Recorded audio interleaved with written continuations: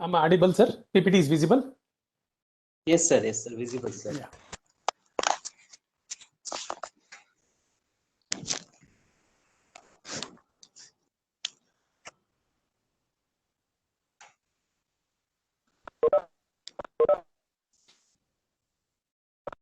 Okay.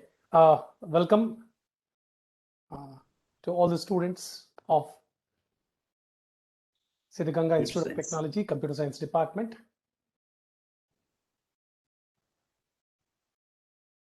So whenever you feel like asking something, you can always message me, or you can just unmute yourself. You can talk to me.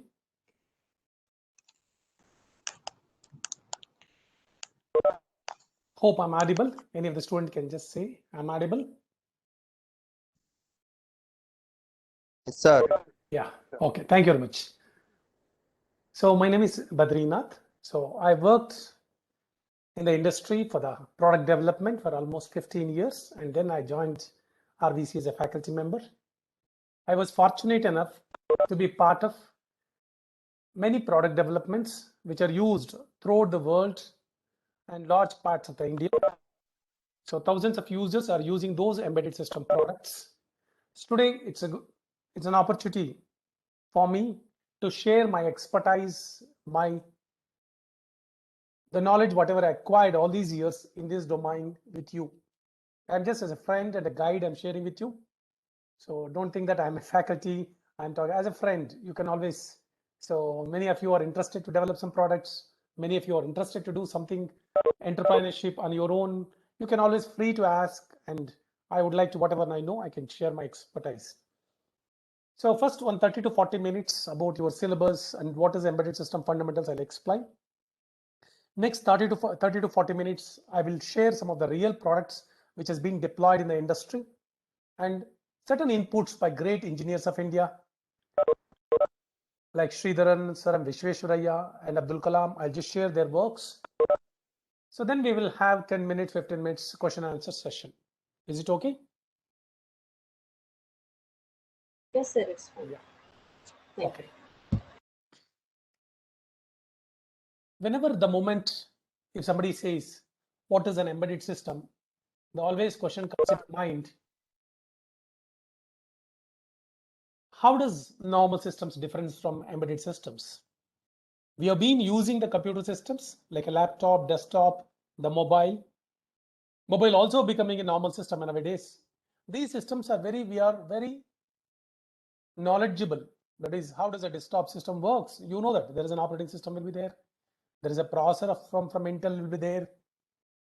So you have an application software. This is how it works. You know, mobile, Arduino, Android OS will be there. Some applications will be there.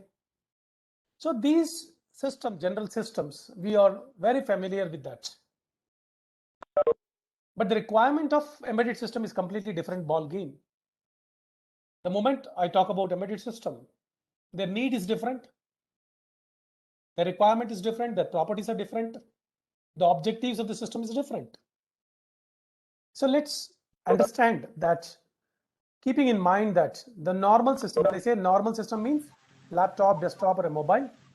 When I say embedded system, it is not that system. Any system other than these three will be the embedded system for me. So let's understand one by one those systems. Now, what are the examples of embedded systems? Somebody asks, what are the examples? There are a lot of examples are available for the embedded systems. For example, if you look at these figures, you name any one of them, they're all embedded systems. Starting from simple joystick, music player, the mouse, keyboard, to washing machine, your smartwatch.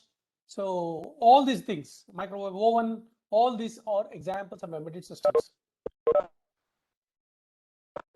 If you look at the video games, if you look at the refrigerator, setup box, and you know that car, there's a number of microcontrollers, embedded systems are part of the car dashboard. So every car comes with a number of it's not one microcontroller, number of microcontrollers are there. which are part of a car. If you look at the braking system, window system, so every part of the microcontroller, every part of the car has been made smart these days. So when you look here and there in the house, in the neighborhood, the plenty of embedded systems are there.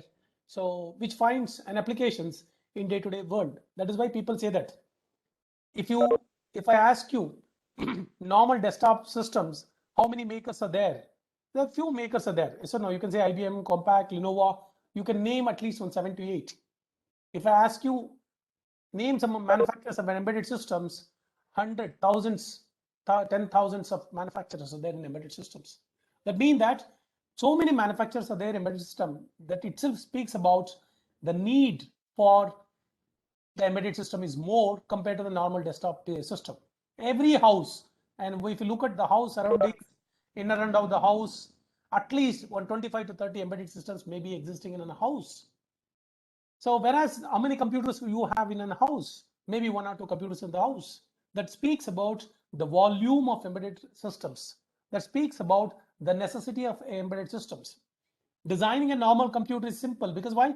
You have a monitor, you have a keyboard, you have some secondary storage hard disk is there. It's a typical. It's not going to change much of the design. But look at these embedded systems. See, the design of this is different. The design of this is different. So the design of this is different. That means that every design, every embedded system is what? Its own typical input and output, its own typical behavior. The design is completely different. So what the design you are going to use and what embedded system you are going to use an elevator may not be suitable for television. That means that the embedded systems volume is more, the variety is more, the requirement is more. So that means that job opportunities in embedded system is huge. So if you know how to develop one embedded systems, I'll tell you that you can survive on yourself by start doing something on your own. There's a huge shortage of engineers who are going to design embedded systems and program embedded systems. Why embedded system is a challenging area? Not everyone is successful there. See, if normal programming, if you want to be a programmer, even nowadays a BCA student, MCA student, or even a good second PUC student, PU student can learn Python programming and develop an applications. But embedded system is not like that. You should require the knowledge of computer architecture. You should require the knowledge of digital electronics. You require the knowledge of analog electronics. You require the knowledge of programming. You require the knowledge of interfacing. You require the knowledge of cloud. So that means that the huge domain of expertise is required to realize and develop one embedded system. That is why only an engineers, in particular computer science engineers, are well suited to develop an embedded system. Because why? Nowadays a lot of hardware are available. You can able to take the help of hardware design engineer to design certain things and program it. So a lot of programming is existing in embedded system and the variety is more there. Sometimes you use assembly language, sometimes you use C language, sometimes you use C#.NET to use in the front end. That means that language requirements are more and the way you attempt that the programming or solving the problem is different. That is why only computer science engineers or electronics engineer or engineering graduates or can able to develop and can able to customize embedded systems. So why I'm telling this one means there's a huge scope for each one of you to work in this domain as an entrepreneur, as an engineer, as a startup. Now, so let's look at one embedded system in particular. How does it looks at? I've taken a washing machine. One embedded system. So look at the front end of a washing machine. So what is this? This is called the front end. So that means that the front end, the way you input the details is not the keyboard here. Look at the AC machine, air conditioner. Look at the input here. The input what you provided is a keyboard. That means that what is the input suitable for air conditioner may not be suitable here because the type of people, the operators or the users of this device is different and they are more comfortable in selecting these options. And look at the output device. The output device here is different. The output device here is a little different is there. And the purpose of this is what? The purpose of this is a small size and a low cost. The purpose of this is what? It should be more rugged, real time, and you should be able to more reliable. That means that the requirement here is different. The requirement here is a different. Now, let's understand now how a microcontroller comes into picture and how your embedded systems are going to be designed. Now, if you look at these systems, the type of systems what you design here is completely different. That means that when you design a normal system, I'll come back to here. I look at this comparison chart and then I'll go back to there. Let's understand the difference between a general computer system and an embedded system. Next 5 minutes, let's understand the 5 differences. When I say general purpose computer system, it is nothing but your laptop. It's your desktop computer. I'm talking about that. What is the purpose of a general purpose computer? That means that it is not known for which application you're going to develop for a general purpose computer. That means that when you purchase a laptop, you're not sure for what application you are purchasing a laptop. In the sense, the laptop, when you are as a student, you may use for a different application. When you go to the job for a different application, you're going to use it. The same laptop you can also use for a video playing also, to watch the matches, anything you can able to use it. That means that when you purchase a laptop, the purpose of the computing machine is not known. These are called general purpose because it can be used for any application. But when you look at an embedded system, like for example, refrigerator, if I take it, the computer, what is present in a refrigerator, that means task has been defined. For what task? So it has to refrigerator, that is manage the temperature. You should able to you should able to provide an option to set the temperatures. If you take a washing machine, you should able to provide certain options for the user to wash. How much time I have to wash? What is the time for rinsing and everything? That means that the application is specified. That's the first difference. So the first difference is here the purpose or application is not defined. Here the application is being defined when you go for take for embedded system. Let's go for the second one. Whenever you, hello, am I audible? Yes, sir. You can proceed. Okay. So whenever you take a general purpose computer system, that means that no computer comes without an operating system. For example, if you purchase a laptop, immediately if I ask you what is an OS, you're going to tell what? Either Windows or the Linux. Whereas if I purchase an embedded system, for example, refrigerator or washing machine, if somebody asks what is an operating system present in the machine, there's no guarantee. There's no answer can be yes or no. That means that without an operating system, it is impossible to use a general purpose computer. Because why? The type of features what is provided in general purpose computer is very complex. You require to manage the resources. You require a proper user interface so that you can able to get the work done. So with the help of the hardware, what is provided in a general purpose computer. So a full-fledged operating system is required, which is user friendly and which will provide interaction between the user and the computer and get your work done. So that is what the necessity. The OS is a necessity here. Whereas here, for example, if I am developing a small device like a mouse, let's say mouse costs about 200-300 rupees. Now, is it worth to go for operating system, or I can design the mouse working inside? Inside the mouse also there is a computer is there, there is an electronics is there, there is a controller is there. So do I require an operating system? Whenever you go with an operating system, it comes with a cost. For example, Windows, you cannot get it freely. It is a 3,000 rupees, you require it. Even a legal Linux, well, certain versions of Linux, you have to pay the money for it. Similarly, when you release an embedded system, the cost of the machine is very less. When the cost is less, there is no way I can pay money for an operating system version or a copy of it. Most of the times, when the systems are very small, we do not include an operating system. But at the same time, I'm giving a caution. For example, if you going for a bigger machine, if you're going for a medium-sized embedded system or a large-sized embedded system, for example, if you go for a missile, so a missile is also an embedded system where a lot of activities has to be managed there. So if you look at, for example, car, so there's a lot of controllers there. You should be able to manage all of them in a reliable way. There is an operating system is required. So the name of the operating system, what generally used in embedded system, is called as a real-time operating system. It's called as an RTOS. So embedded Linux, one of the example for that. It's an RTOS, we call it here. Here we call it a general purpose operating system. Here OS is compulsorily required. OS is an essential here. Here OS is not an essential, but based on the requirement, you can able to include an RTOS for this one.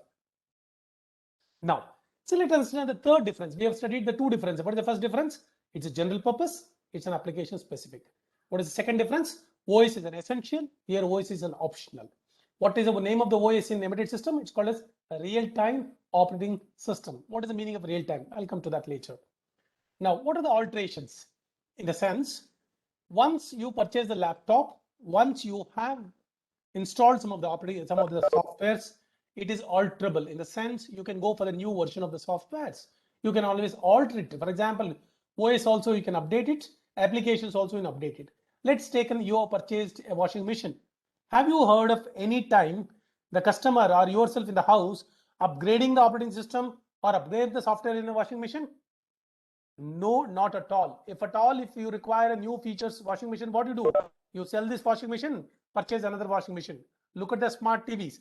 For example, most of the TVs I'm talking about. So there is no way called as upgrading the TV or upgrading the facilities of the television. If I want a more number of features or more facilities, what do? I sell off this TV, go for the new TV.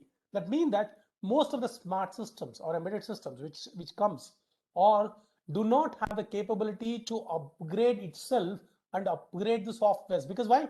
That software has been designed with a required number of inputs. Between whenever you develop a software for embedded system, it has been designed as per the interfaces.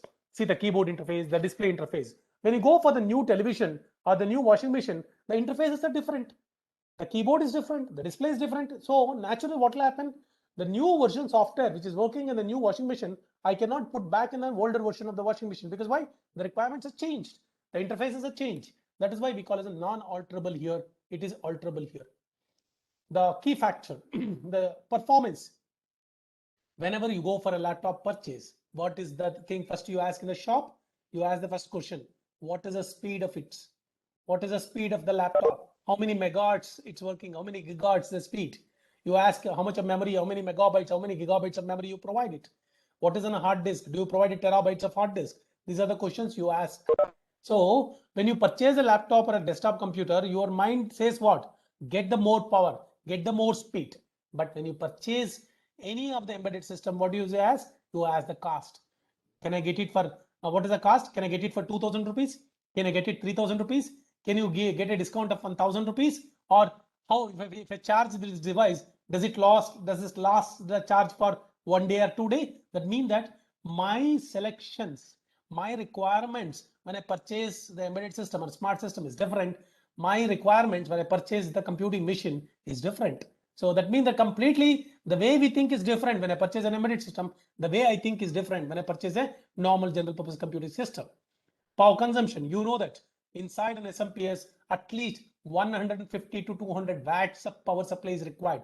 So minimum nowadays, any embedded system, you say that 200 watts is the power supply required. Just imagine that. So if there are 5 computers are there in house, it's 1 kilowatt. It's nothing but a 1 kilowatt. It's a big power supply is required for the house. So one computer itself is equivalent to what? At least 4 to 5 televisions if you're properly able to use it. So I'm comparing with the old type of television, not the bigger size. So minimum 200 watts power supply is required for your computer. But look at here. For example, if you take any smart gadget, smart watch or something, it can run for what? 2 days, 3 days without charging. That means that we talk about what? 2 watts, 3 watts or 4 watts is a charge. That means that 100 or 1:200 is the ratio of the power requirement in embedded systems. Response time, this is very, very important. Response time, this is very, very important. Let's say you are running a gaming software, you are running a video. If the video is little slower, does it make any loss to you? Not at all. You may have little less experience, that's all. There's no going of money damage or catastrophe out of that. No loss of life will be there. In case of a normal computer, when you're running your program, look at here, what will happen here. For example, let's say I have used a smart system for managing the temperature of a boiler in an industry. A boiler means if I set for 100 degree, you should able to 100 degree should be there. By chance, if the temperature of the 100 degrees increases, let's say it becomes a 150 degree, what should you do? You should immediately switch off the boiler. That means that if I don't switch off the boiler, if it crosses a certain threshold level, what will happen? Boiler will burst and it will create a loss of life in the industry. That means that every embedded system, most of the, I'm telling, not all, but number of embedded systems, they are critical in nature. Unless you are able to act within a particular time, that means that it leads to catastrophe. So that means that it's critical, whereas it's not critical in case of a normal system. Execution need not be deterministic. As you say, it is always deterministic. So there are 2 types of systems are there. One is a soft real-time system, also called as a hard real-time systems. In a soft real-time system, as I said, for example, music player. if there's some disturbance, some speed mismatch is there, it's okay because it's a soft real-time system. But if you go for a hard real-time system like a boiler, you have to be deterministic. That means that within 10 milliseconds, you should be able to respond to switch off the boiler. That means that time is critical. Time is a factor. You should be able to determine within a short time. You should be able to action is to be performed. So based on the how much of certainty, how much of time you should be able to respond. Generally, embedded systems are called a soft real-time system or a hard real systems. Summarizing, so we have seen that there are 7 differences between the general purpose computer and a normal embedded system. It's a common question in the exam also. So if somebody asks, let's revise. Now, the number 1 difference, it's an general purpose application is specific. Example, washing machine. Example, desktop computer. OS, Windows and Linux is used. Here, no OS is required. If at all, if you use OS, you can use embedded Linux. It's a RTOS. Alterations, you can upgrade the software, OS and the software. You cannot upgrade the OS or the softwares in embedded systems. Key factor, the deciding factor is the speed and the computing capability. Here, not the computing, is the money and the power dissipation, how much of power it can able to work. That means that requirements are different here. The power consumption around 200 watts is around 2 to 5 watts the power consumption here. The response time is not critical here. It's very critical for some applications called as a hard real-time system where you should be able to respond within a milliseconds. So these are the 7 differences we can able to tell if somebody asks what is an embedded system, what is a normal desktop system. Am I with you? Yes, sir. Okay. Any of the students? Any of the Friends students? can respond. Yeah. Okay. Now, once I know that what is an embedded system, what is a normal computer. Now, my purpose is the next 30 to 40 minutes, I should be able to tell you how do you design an embedded system. Now, how do you start designing an embedded system? When you want to design an embedded system, I don't go and purchase as a Pentium processor or Celeron processor or i10 like that. I will not go to the market and purchase an Intel processor. Yes or no? That means that whenever I want to design, for example, simple door counting, that is, I want to fit a smart door in front of the college where each time some student enters, should be able to automatically should be able to count it. That's all. At the end of the day or in the morning after the college started, the principal will get some message. So today 570 students have entered. And if you want to make it more intelligent, you can say that. So if you put a face recognition camera, you can say that these many students from this section, these many students from this section have entered. You can get it everything in a single shot, one screen you can able to get it. If you just put a smart door in front of your college, or even if it's a COVID enabled, you can able to, if they find out if the mask is there or not. If the mask is not there, it can just alert you. That means mask is not there, wear the mask. And if it can also measure the temperature and says that the temperature is high, please don't enter into the college. So a smart door can be designed to do this one. It's an embedded system. Now, whenever I want to design an embedded system, what is the critical component? What is the important central component of an embedded system? Let's say door I'm designing or a washing machine I'm designing. The critical component in designing a normal computer is a microprocessor. What is an example of a microprocessor? Intel processor, i10, whatever the process series is there, Celeron, Pentium. These are all the Intel microprocessor or AMD processors. So these microprocessors are the central component of any general purpose computing device. What is an advantage of a microprocessor is whenever the microprocessors are designed, they designed with a principle. There is what is called as an architecture used. You would have studied that. So when the purpose of designing the microprocessor is different. Whenever you want to use an important central component of an embedded system, microprocessor is not used. Important other component is used called microcontroller is used. You would have studied that in the assembly language programming using LPC2148. LPC2148 is one of the example of a microcontroller. That means that to design the system, microprocessors is used. To design the system, microcontrollers are used. We will see that what is the difference between a microprocessor and what is the kind of difference between a microcontroller. So generally, when we design a microprocessor, the architecture what follows is called as CISC architecture.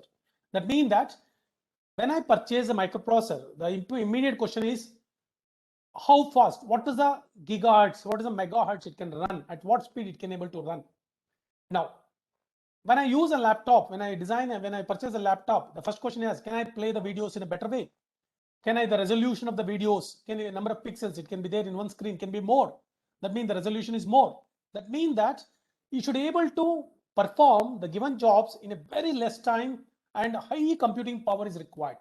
Whenever high computing power is required, microprocessors are used, which include instructions which are very complex in nature.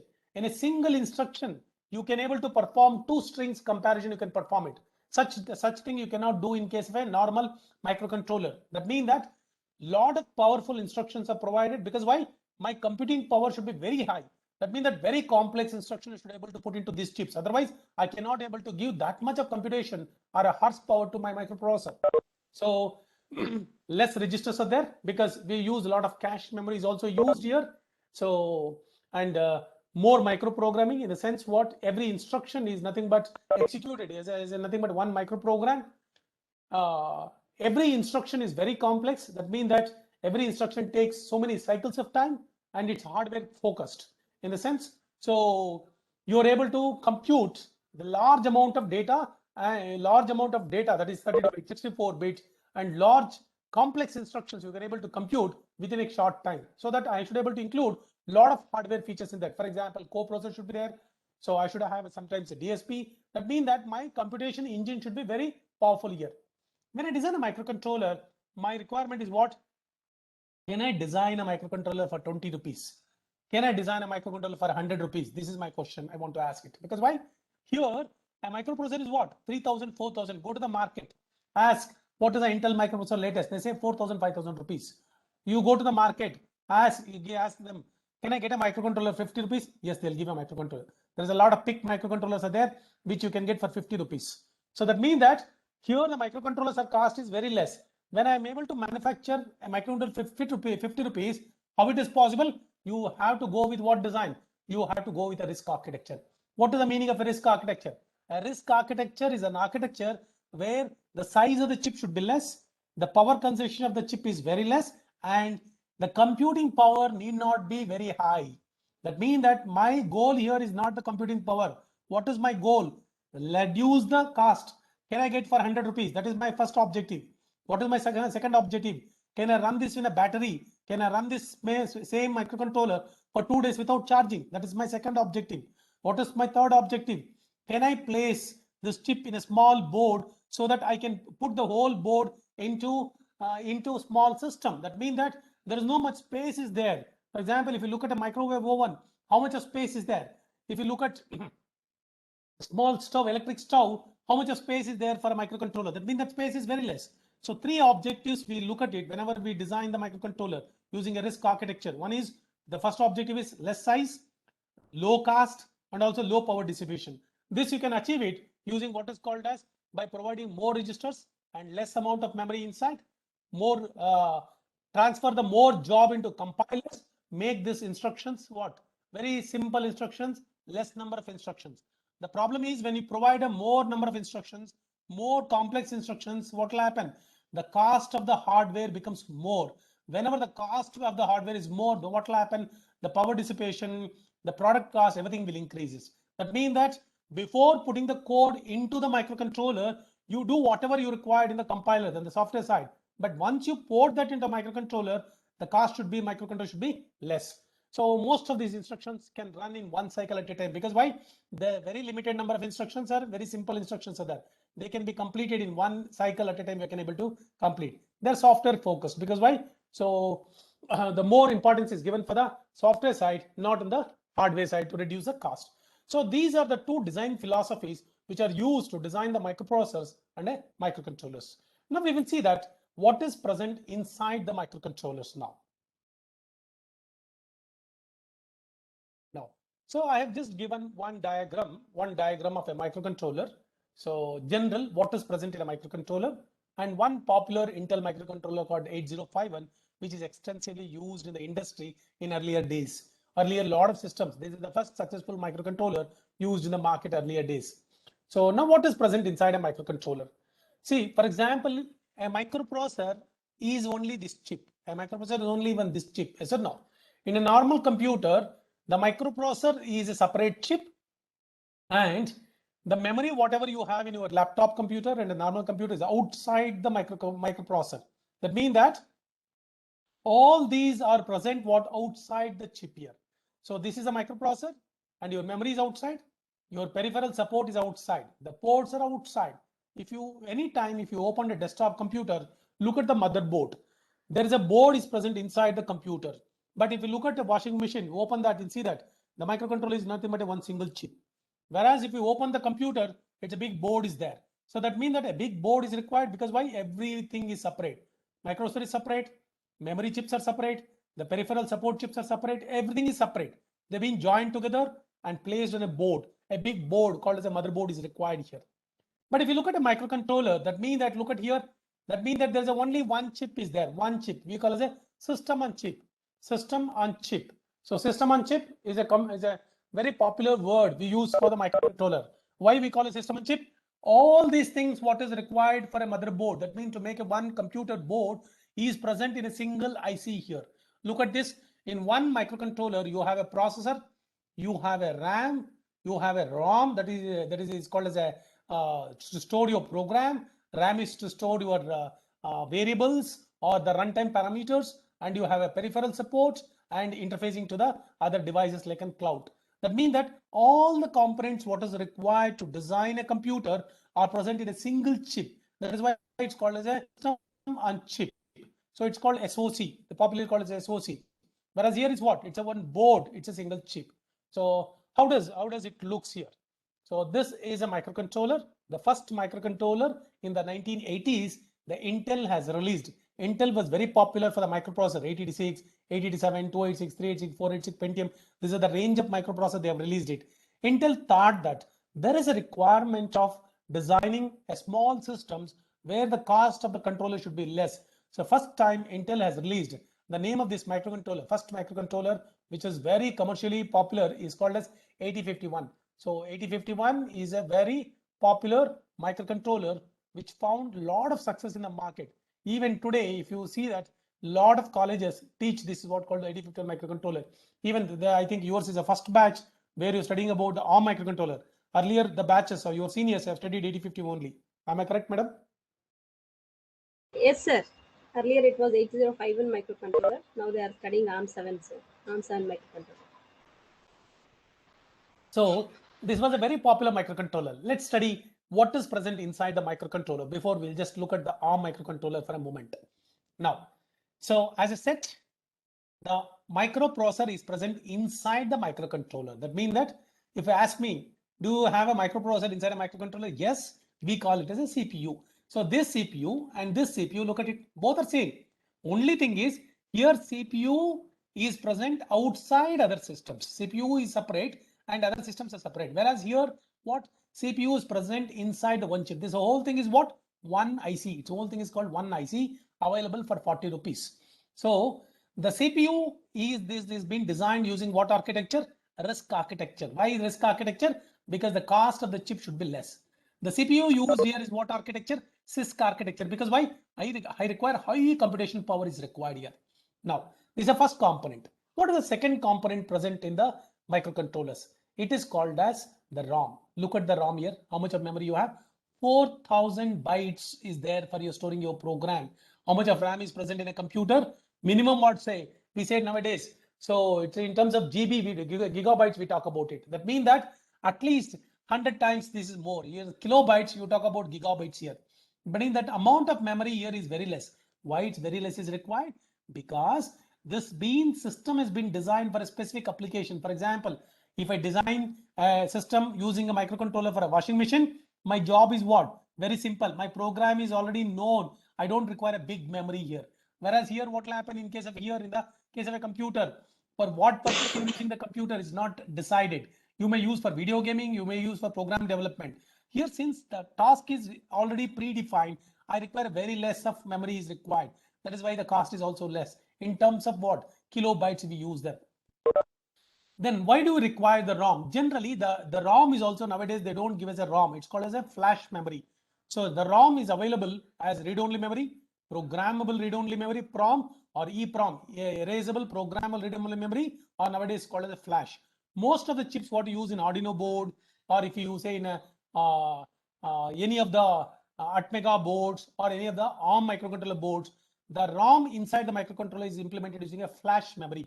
What is an advantage of a flash memory? You can connect the board, that is a microcontroller, to the computer. You can burn the program. After few days, you want the revision of the program, again take the board or the microcontroller, you can reprogram it, erase and reprogram it. That is an advantage of a flash program. Earlier days, when we were studying it, it's called EEPROM was there. That means that I have to erase the chip using ultraviolet rays. Then we have to take it to the shop where the programmer was there. We have to pay 30 rupees for them and get it programmed. That means that when we are writing the project, we should be very careful. If one instruction goes wrong, I have to pay again 30 rupees. I have to go there to the shop. I can get it programmed like that. All the system earlier days were what? Programmable read-only memory or EEPROMs were there. Now you are so fortunate that you make any corrections, any errors in the program, you just connect it, reprogram it, finish. So the flash memory is commonly used as a read-only memory. What is the type of RAM? What is the purpose of RAM? Why an embedded system required? For example, you written the programs in embedded C. So when you write the program in embedded C, you declare variables integer, I, J, so many variables you declare it. That means that, let's say I am designing a temperature control system in the house. I put a small temperature control system in the house. At the end of the day, I want to send what is the maximum temperature recorded, what is the minimum temperature recorded to the cloud, so that I can watch sitting in a remote place what was the maximum temperature in my house, what is the minimum temperature, either in house or industry. Now, so at the runtime, you should be able to collect the samples, and at the end of the day or during the day, I should be able to run the algorithm to find out the maximum, minimum, and average. That means that at the runtime, you are getting the data from the sensors. So where do you store the data? This ROM is a fixed set. Once you write the program at the development of a product, it's finished. You cannot write anything at the runtime here. Finish. Only at the time of manufacturing the product, you can write into that one. After that, it's no use. Programmer cannot keep anything here. So what is the place? Only place is a RAM. So at the runtime, I want to collect the temperatures. I want to store it. I want to run algorithm. Then I want to store into the cloud. All these things you can do it only in what is called RAM. These RAM, different types are there. RAM, SRAM, DRAM. Most of the microcontroller, not most, almost all the microcontroller provide type of RAM called SRAM, static RAM. So here we use flash, here we use called SRAM is used. How many bytes? Generally the RAM is very less compared to the ROM provided in the microcontroller. Look at that, 4000 bytes of program memory is provided there. How much is provided here? Only 128 bytes provided. That is why when you write a program in embedded C or an assembly, make sure that don't create so many variables. And when you create a variable, create unsigned character only. Don't create integer, long integer type of variables. Because why? If you just create an array of 100 characters, your memory is over, finished. You cannot implement any other logics. That's why when you build a project, you should be very carefully declare the variables, because very less amount of RAM will be available. Most of the times we have seen in the projects, in industrial projects, this is a problem. This is an issue is always in the RAM. Because why? If I want to implement important algorithms, if I want to implement a network stack, you want to implement a USB stack, always the challenge is what? This is the challenge. That is why many times you go for a higher end microcontrollers, because it provides a large amount of RAM is there. Now, I'm just explaining what are the important components of a microcontroller, because these are commonly present in almost all the microcontrollers which have been manufactured by thousands of companies in the world. So if you know one microcontroller, different components, I'll tell you any microcontroller you can understand in your life. So now three components I finished understanding what is present inside a microcontroller. What is the one is a CPU, which is of a manufactured using a RISC architecture. Then I understood what is called a flash memory to store my program, only one-time program at the beginning of the product. Then what is called as an SRAM to store my variables. Now, the fourth component of an embedded system or a microcontrollers is called as a timers. What is the purpose of a timer? Let's say I want to run two motors. I want to run two motors from this microcontroller. I am controlling two motors. So these motors in turn control on computer numerical control machine, CNC machine. So that means that a machine is there. So a digital machine is there, computer numerically controlled machine, CNC machine is there. So this CNC machine is being controlled by using this microcontroller. So whenever you want to design CNC machines or automatic machines in the mechanical system or industry, so they require a lot of motors are there. Let's say I want to run the two motors at different speeds, one at 100 RPM, maybe at 1000 RPM. Now also I have some data, some of the data is coming from a sensor. So I want to read the data from this sensor once in a while and see that if the data is very critical, I have to switch off this motor. So these are the types of requirements for the purpose microcontrollers are used.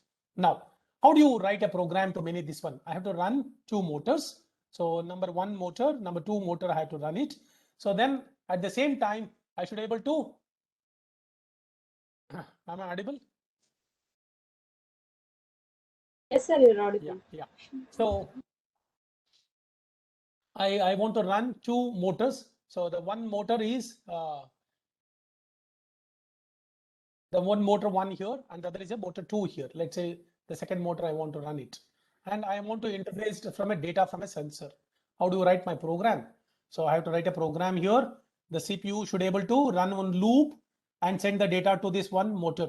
Again, CPU should generate another loop, should able to generate a waveform for this motor. And the CPU should also look what? Sensor here, keep reading. That means that your program should able to multiple jobs should do it. So loop inside a loop, multiple loops, checking for the data and again going through a while loop. Just imagine how much complex your program if I add at least another 4 or 5 motor, another 5 sensors. Assume that your embedded system controller is is getting the data from 4 sensors, from 5 motors. So many devices are there. How do you develop a program? Program becomes more complex. And whenever you are going to tie the microcontroller to a repeated jobs, microcontroller lose the data from other devices. In the sense, for example, I want to require to run this motor. To run this motor, let's say I require to generate a waveform like this. So if I use this microcontroller to continuously write a program to generate, make it 1 and 0 and loop it continuously, at that time, let's say you get a data from a sensor, then what will happen? You lose the data. Then what I should do it? Inside the loop, I should check for this data also. So whenever a lot of timing related jobs, whether output related, whether sending the timing signal outside or gathering the information from the outside timing related things happens, CPU is very difficult to manage with the normal programs. That is why timers are provided. So what is a timer? Timer is a hardware block. It's a programmable hardware block. For example, I can just instruct the timer, say that please generate a waveform for me. That means that if you just inform this fellow, this timer will generate a waveform automatically. Who will generate? Timer will generate. What happens to CPU? CPU is free. CPU transferred or delegated the work of generating a waveform to what? Timer. So that CPU is free. CPU can do other work. So by providing a timers, you're delegating the timing related works to what? The hardware blocks, so which makes the CPU free. For example, I want to count the number of people entering in a door. So I have connected a sensor to a door. I should instruct, the CPU will instruct to another timer. Please count this data. Then what will timer will do? Each time the sensor send a data, timer will increment it. Whenever at the end of the day, I'll just go to the sensor timer. I read what is the count? 45. So the CPU knows that 45 people have entered. In the sense, timers provide a method to reduce the job on the CPU and manage the timing related things by itself. That is the job of a timers. A good microcontroller should provide more number of timers. For example, look at the LPC 2148. You find out tomorrow when you study how many timers you have. It's there. So more the timers, it's always timers are better. How does the timers are there? Timers will be 8-bit, 16-bit, 32-bit is there. Then more the number of bits are there for the timer, it's better because you can count large number of values and the accuracy of the timers will be more. That means you can able to generate a large time period waveforms. You can able to generate. So more the size of the timers, it is better, and more number of timers is better. So that is the use of a timers. So now we have finished 4 components inside a microcontroller. So what are the first one? I finished the CPU using a RISC architecture. Then I finished a flash program to store your program. Then I finished SRAM to store your variables at the runtime. Then I said timers, which reduces the job on the CPU and make the CPU manage multiple things in an embedded system. Am I audible? Yes, sir. Now we'll go to the 5th component of a microcontroller. So our embedded system, these are all present in every embedded system also. Now, you written the program in the lab and you've been taught already how to use the ports to connect to the 7-segment display, LCD, and also you studied that in Arduino also those who have done the project in Arduino. So the ports are the way to communicate to the external world. So using the ports, you can connect an LCD, you can connect the motors, you can connect a 7-segment display, you can connect the keyboard, all these things you can do the ports. More the ports, it is better. So these ports are not present here. See that they are present here outside, they are not present inside. And even though what is the ports provided in a computer are different types of ports there. The ports what you have here is different. The ports what you have is different here. Can you see that? Can you connect? Anybody can tell me? Can you connect an LED to a normal desktop computer? Can somebody message? Yes or no? Can you connect an LED? If I give an LED, can you connect to a normal laptop computer an LED and make it LED on and off? Can you chart it? Okay, if I want to connect an LED, then how do you connect an LED to a computer to make it on and off? Can somebody message me? Let's say I want to connect one LED to a normal computer and make it on and off. How do you do it? Yes, it's not possible directly, but how do you do it? Can somebody tell me? Lowest cost, cheapest way, so that you can connect a big LED and you can make it on and off or something like that, an LED. How do you connect an LED to a normal computer?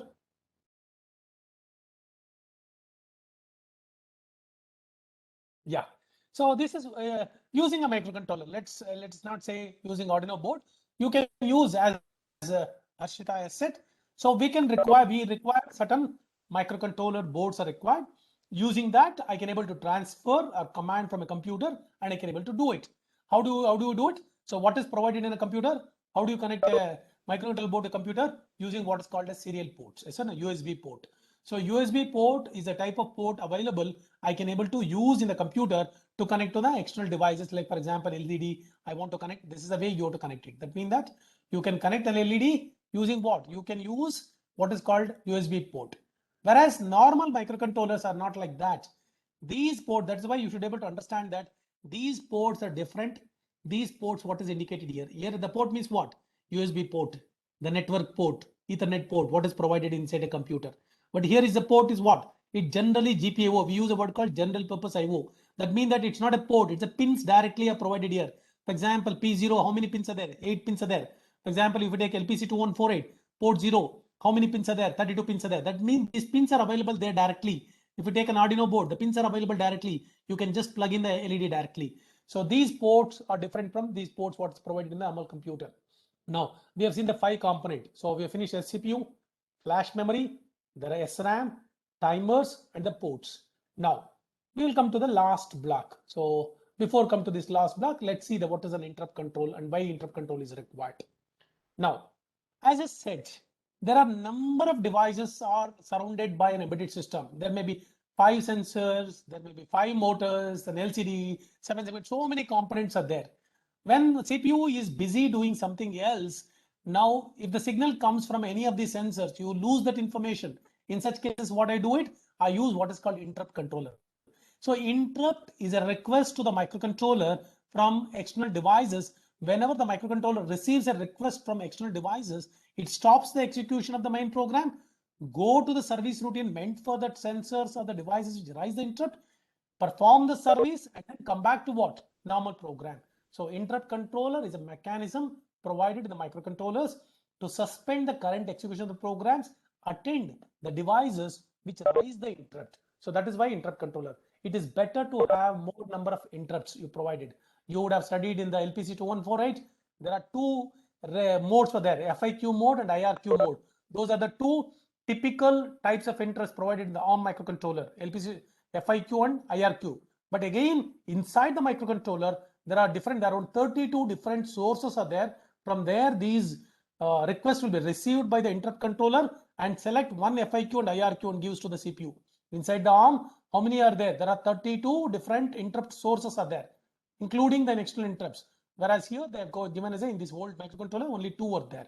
In ARM, around 32 different sources of interrupt will be available. So now we have seen the interrupt control also. The last one. So serial port. So this serial port is a method for the microcontroller to connect to the normal computer. See, this microcontroller should ultimately connect to the computer. Why should it connect to the computer? For 2 jobs, either for programming the chip or for uploading the data, whatever you collected in this microcontroller, or uploading the data to the cloud. So for all this purpose, how do you communicate to that one? So serial port is a method through that you can able to talk to the computer world. So as the name says, what does the serial means? That means I send the data using one line. That is called TXD, transmit data. How do you send the data? If 1 byte is there, I'll take one bit at a time. I'll take from the byte. I'll push the bit at a particular speed called as the baud rate. So when I receive the data from a computer, one bit at a time, you receive it properly and then prepare a byte and then use for the processing. So sending the data one bit at a time or receiving the data one bit at a time is called as a serial protocol or a serial communication that is supported by all the microcontrollers to upload the data to a computer or to the cloud computer. So now we have, these are the different listings. I've done it. What are the microprocessor features?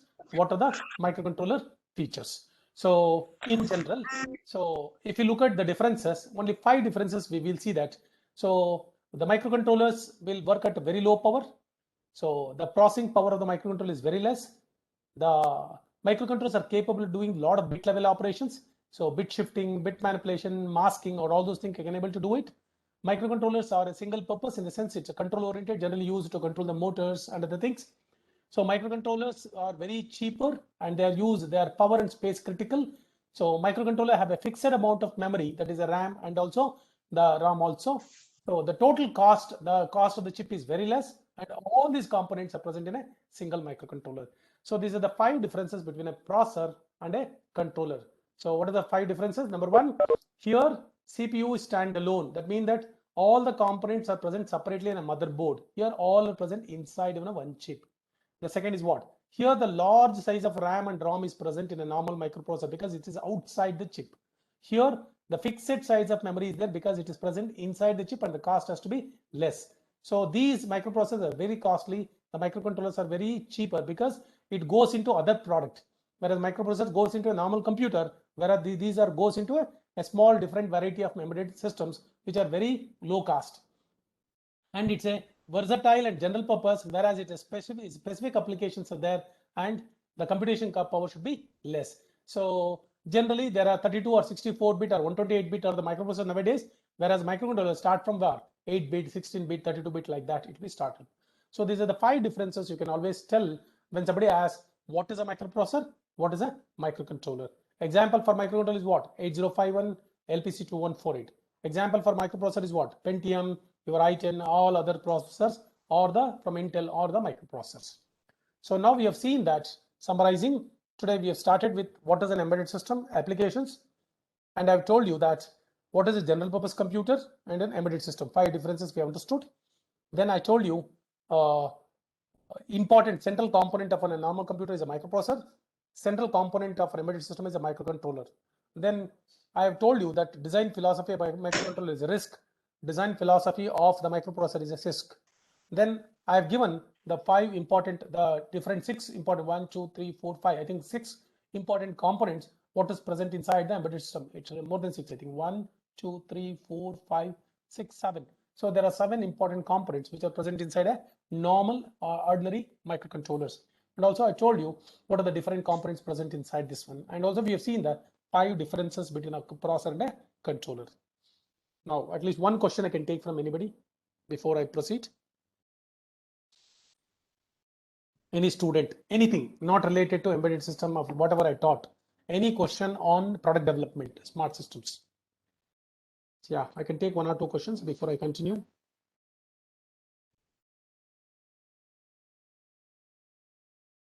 Either through message, you can ask the question.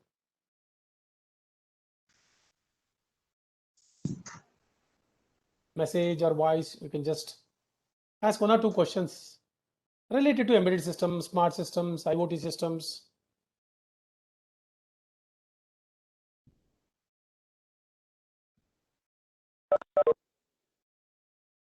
Yeah, you can type some questions before I proceed. 1 or 2 questions, anything. In general, anything you can ask. I was fortunate enough to be part of so many products so that I would love to hear some question from you and share my experience. Ask some questions.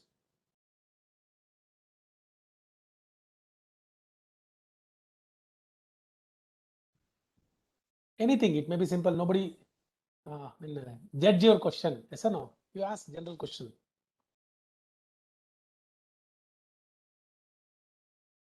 Any questions, feel free to ask. No, they will ask. If you ask, I'll continue. Ask one or two questions. General question. You can open your unmute and ask some questions.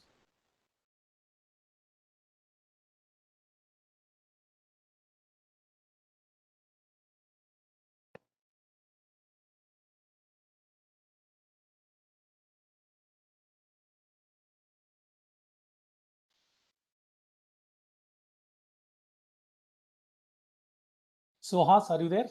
Sohas, are you there? Sir. Ask some question now, Sohas. Some question.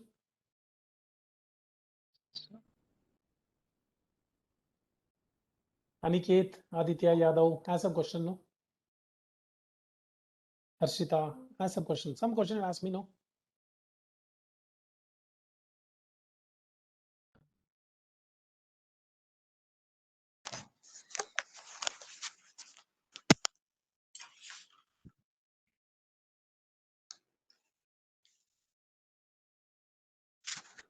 Sir, is there any device in which we can use both technology?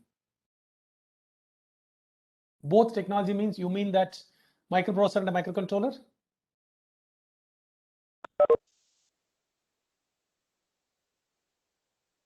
Yes, nowadays with the advent of mobile phones, what happened is earlier there was a distinction between CISC and a RISC philosophy. There was a distinction clearly. Earlier, microcontroller means it's a RISC philosophy. Microprocessor means CISC philosophy. There's a very clear distinction was there. But with the advent of the mobile systems, with the advent of very powerful smart computing machines, there is no now clear-cut separation between the CISC and RISC philosophy. RISC processors have started using the CISC philosophy. So if you look at the latest ARM 11, so ARM, they call as a ARM processors. They don't call it ARM microcontrollers. ARM has got the processor also. They present inside that the CISC type of instructions. They have the DSP chip is present inside. They have a floating point processor inside. If you look at the latest ARM processors, they are nothing but CISC in nature. So your answer is correct. With a lot of advancement in the technology and the cost of the manufacturing is becoming less, they're able to put a lot of transistors inside the microcontrollers. Now this is all theoretically we are studying. There is now, as you move ahead, people use the CISC philosophy inside the RISC. Because, for example, if you take a mobile, earlier mobiles were very simple. Nowadays, mobiles should be very powerful. So how do you make it powerful? Your processor should be made powerful. So you have to make microcontroller as a processor itself. So even though microcontroller, only difference is what? Microcontroller houses other components, but inside the CPU, they're making it powerful using the CISC philosophy. And sometimes when you go for a higher end microcontrollers, we provide the RAM outside. We don't provide the RAM inside because RAM is present inside is not sufficient. For example, if a lot of video processing is there, I cannot use the memory what is present inside. It's not sufficient. So people use DRAM and present outside. So as you pointed out, so with the advent of technology, with the advent of computing, a lot of requirements on the smart systems, people are using the CISC philosophy inside the RISC also. So let's move ahead now. So what are the characteristics? So now at the end of this today's session, now you know what is the difference between general purpose computers and the embedded systems. You know difference between the RISC and the CISC philosophy. You know the different components present inside the microcontroller. You know what is present inside. What is the difference between a microprocessor and a microcontroller? Now, so before I move to the microcontroller LPC2148, what is present here, how it is so powerful, I'll just finish this slide, one or two slides here in this PPT and then go to that.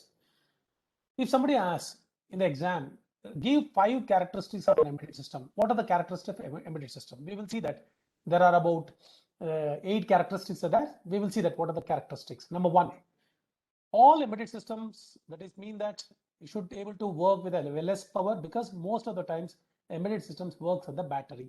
Since it's a battery operated, you have to reduce the consumption of the power, then only it can able to run.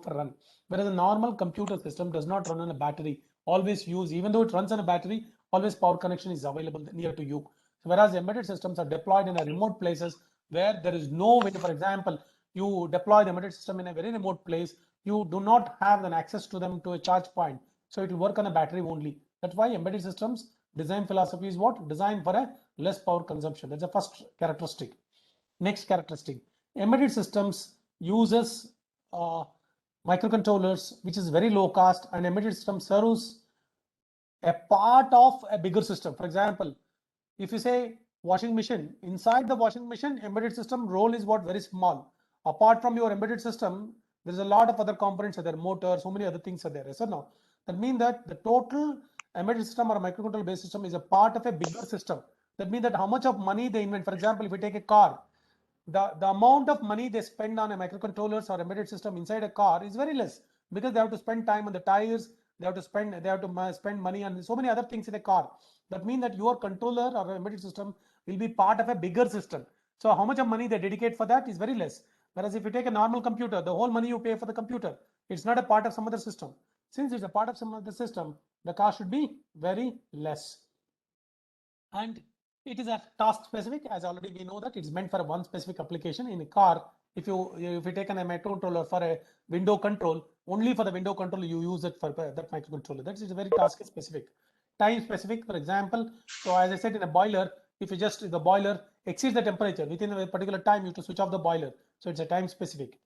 Minimal user interface. I cannot provide a normal sophisticated keyboards and a normal display for an embedded system. For example, if you look at a washing machine, your keys are minimal keys are there. Number of the display is also very small displays there. That is user interface. That is keyboard and the display is very minimal facility should be provided here.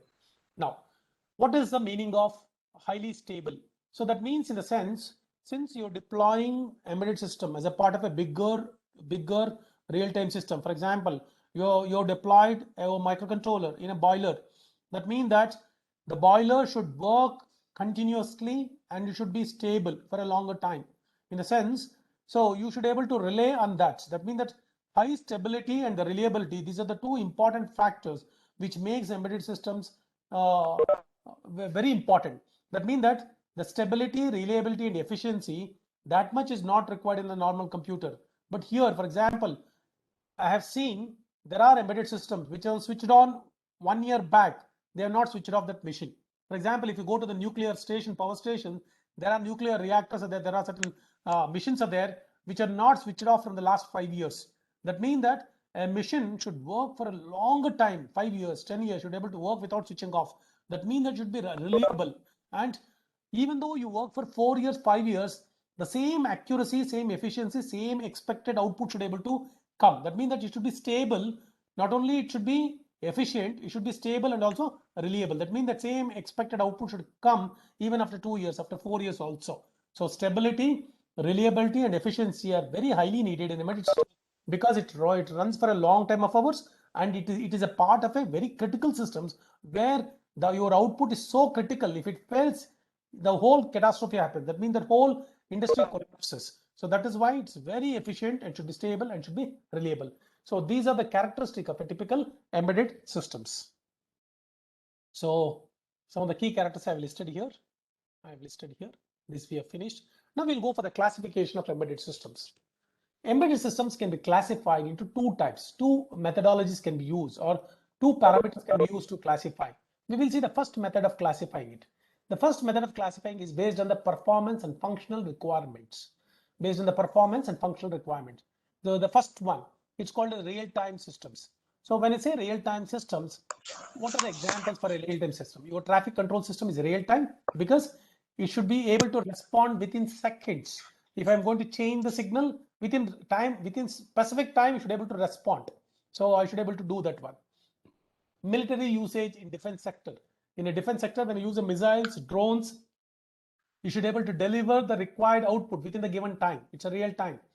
Medical usage in a health sector. For example, you know that in a COVID case, that means that lots of demand for the ICUs, integrated, the ICUs, the intense care units, what is used in the hospitals, very high demand is there. For example, oxygen concentrators, you have seen that.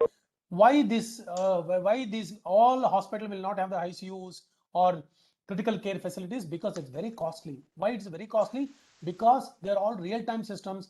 There is no chance of fail, and you should work for continuously for more number of hours, for more number of days. You should be able to work. So these are the examples of real-time systems. Standalone systems, for example, MP3 player, the microwave oven, and the calculator. These are all the standalone systems. Then the network systems. For example, home security systems, they're all networked. You can able to upload the data to a cloud, and you can able to monitor, or you can access the data. The ATM machine, whatever the transactions you perform, you should be communicated to the centralized server. That means that it will be networked. Otherwise, there is no meaning for the ATM machine. Card swipe machine. So that means that these are some of the example where you should require a network facility is required. These are the examples of a networked embedded systems. So let's study about the mobile embedded systems. That means that which are carryable with me. That means mobile phone I can carry, the digital camera I can carry with me, the MP3 player. These are the examples of a mobile embedded systems. So these are the 4 classifications based on what? The functional requirement and the performance. Real time, standalone, networked, and a mobile. One example you can remember. Real time you can remember traffic control system. Standalone you can remember microwave oven. Network you can remember ATM machine. Mobile you can remember mobile phone or a camera. Now there's another way of we can always classify the system based on the what type of microcontroller you used in the product development. That means that have I used an 8-bit microcontroller, have I used a 16-bit microcontroller, have I used a 32-bit microcontroller and an RTOS operating system.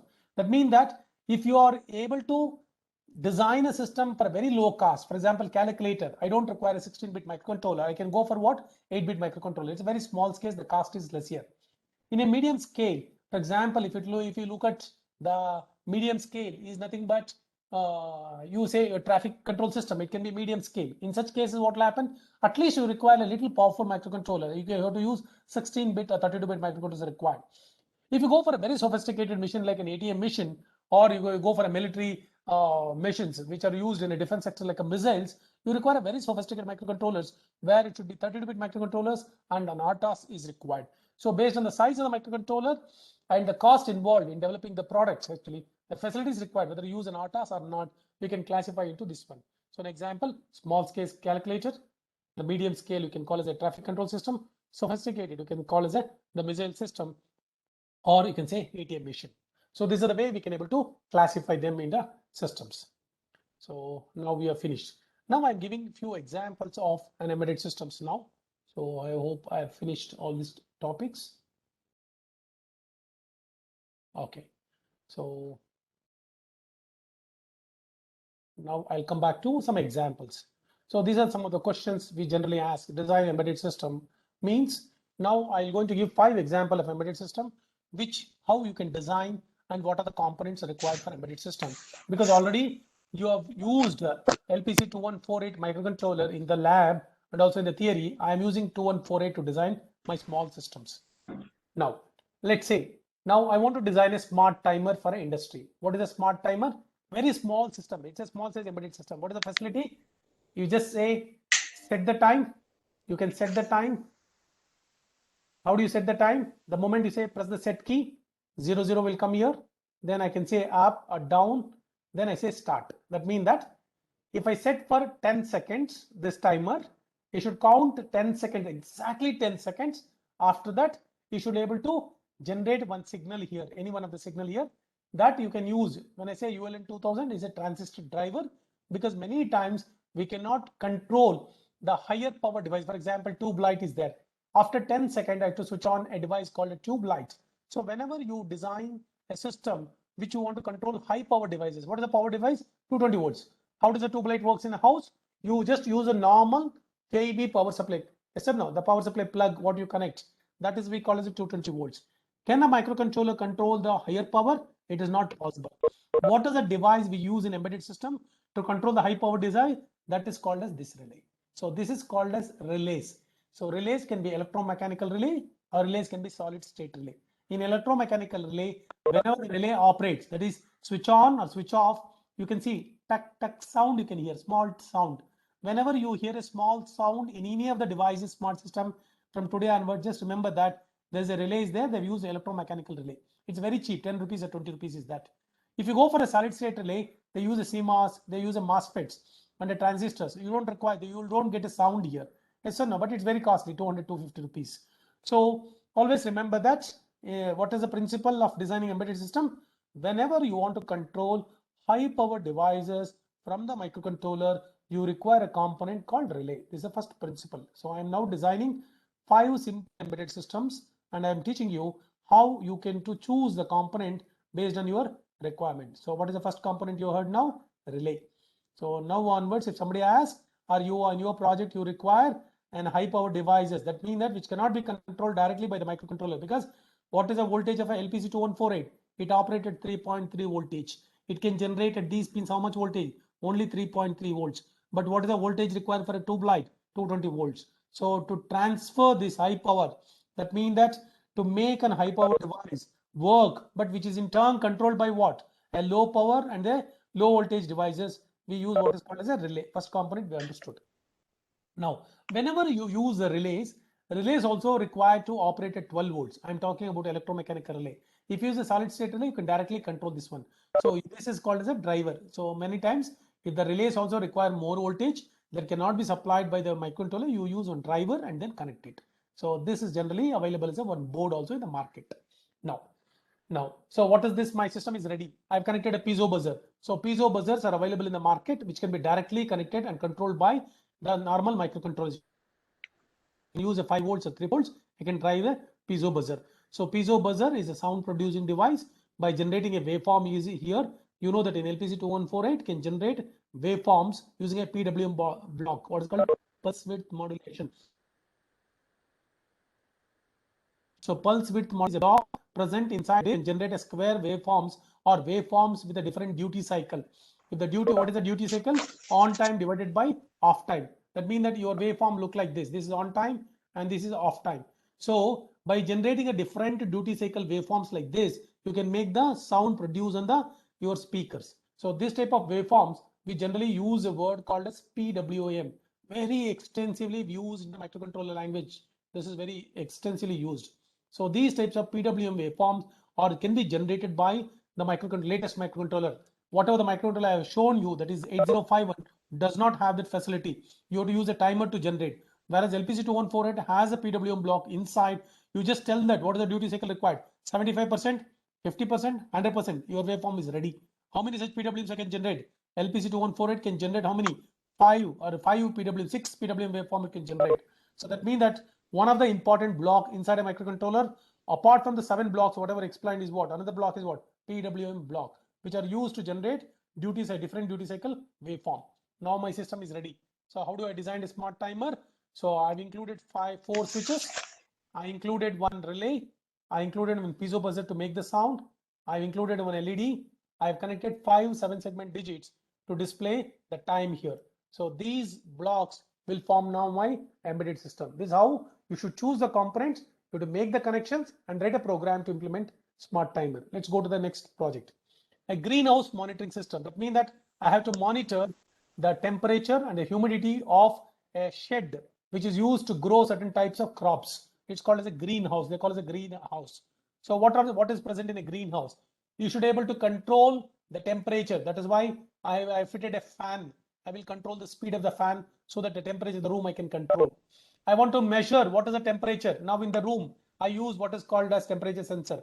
LM35 is a popular temperature sensor available in the market for 25 rupees. 25 rupees, you can get a beautiful, perfectly working temperature. You can measure it using LM35. I use a temperature sensor. What do? I measure the temperature. I see that what is the temperature has been set by the user using the keyboard. So if the temperature is less, I'll increase the temperature. How do I increase the temperature? I can have what is called as a coil, heater coil. I can increase it. If the temperature is so more, I can reduce by switching on what is called as a fan. I can use that one. So I can use a coil to increase the temperature. I can switch on the fan to reduce the temperature. So I use a keyboard here. I used a fan, and again I control the fan through what? Relay. I used it. Now, whenever you implement a greenhouse monitoring system, the light is also important. You should be able to, for example, certain plants grow with a certain light intensity. For example, in the morning you have, so let's say cloudy weather is there. The light is not there, but the plants will suffer. So you have to create an artificial light. How do you create? You can, a lot of what is called LED arrays available. Use the LED arrays. So you can generate a PWM waveform and make the LEDs work at a different brightness level. So use an LED array. So it's commonly available in the market. You can purchase a LED array, control the brightness using the PWM waveform. I can able to do it. Now, once you do this one, I want to upload the data. I want to connect to the cloud. You can always use what is called as serial port and connect to the computer also. You can able to do it. For example, how do I measure the light, whether light is sufficient or not? I can use that light sensor called LDR, light dependent resistor. This is also 5 rupees or 6 rupees. You can use in your project called LDR. So I've used two sensors here. So one is a light sensor, other is a temperature sensor. I have measured them and then properly initiated the fan or the LED array initiated here. Am I audible? Yes, sir. Yes. Yeah.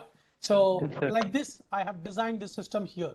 So whenever you want to work, you want to store some data, I have used what is called RTC with SRAM. That means RTC is another concept called real-time clock. I'll finish this block also. What is an RTC?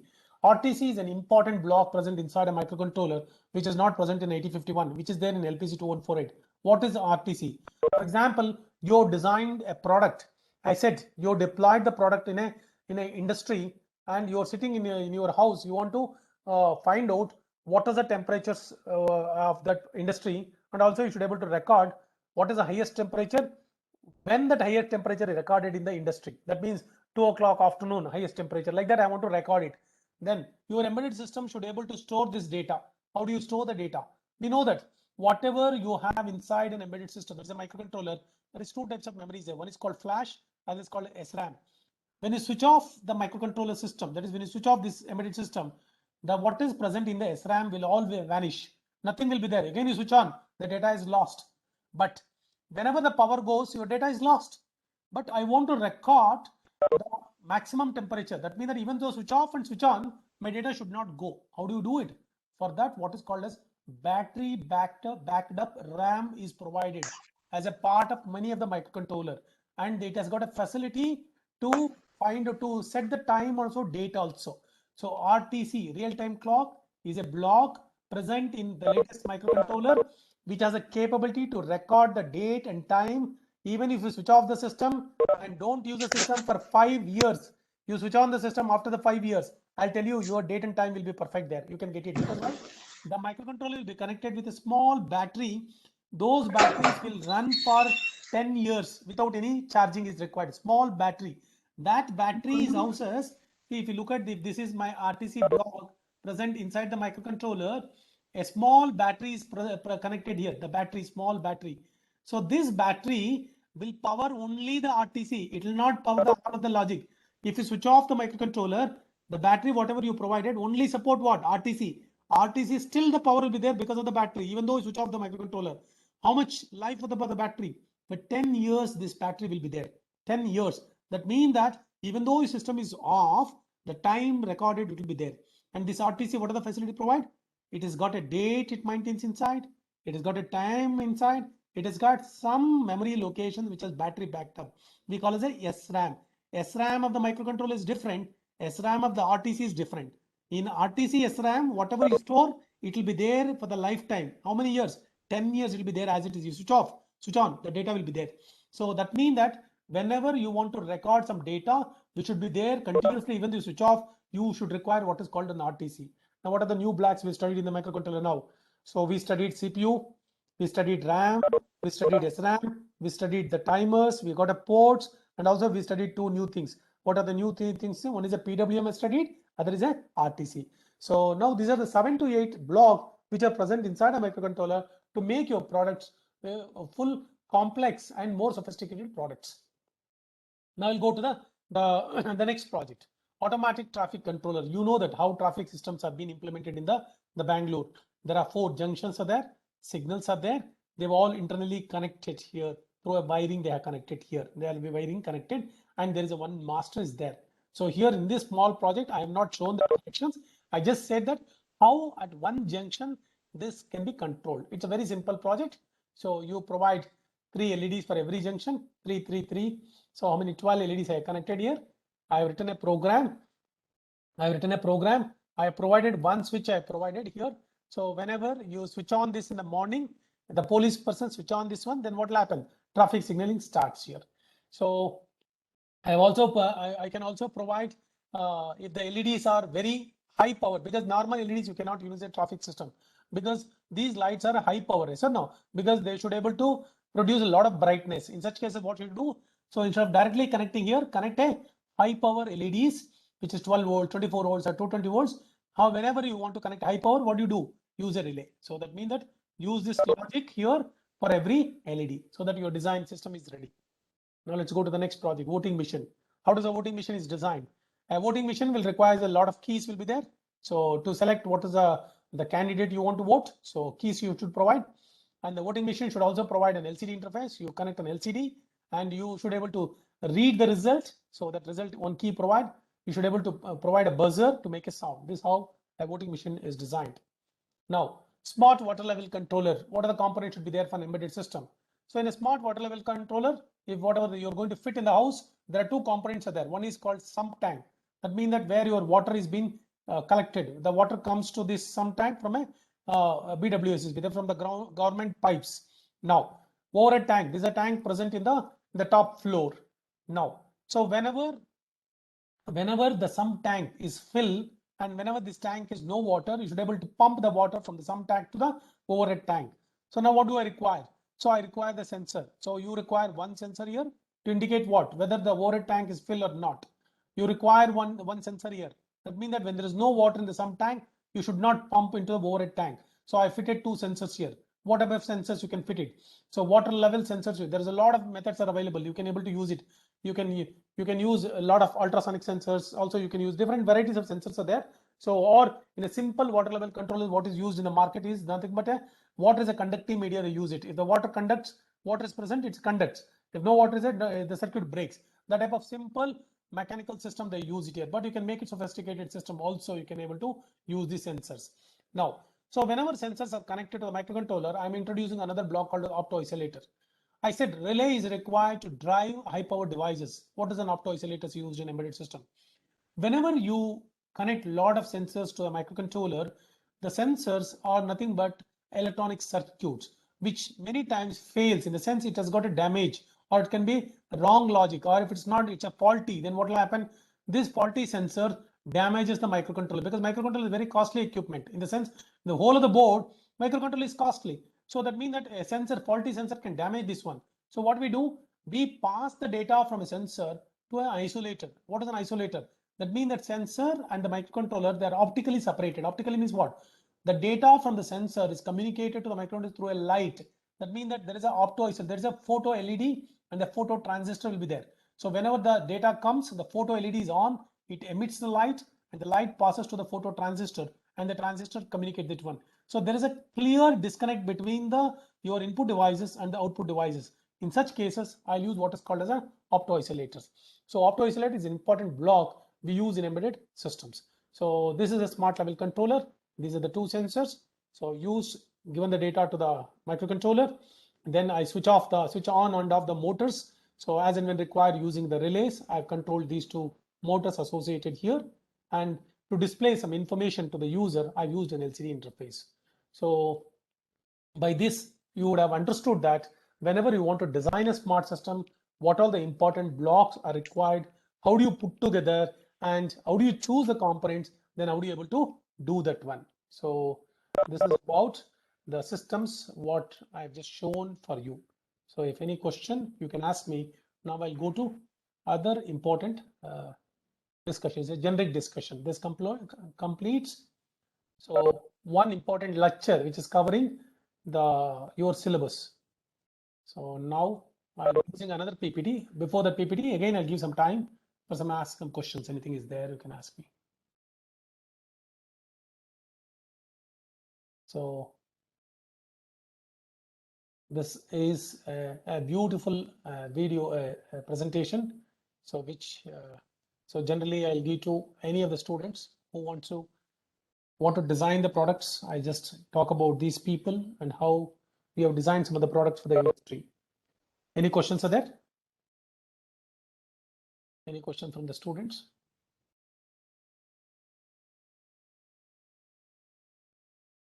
So I'll give another 2-3 minutes time. If any questions is there, you can just please type in the message chat box. I'll join after 2 minutes. I'll give it 2 minutes time for you to type any question before we start again.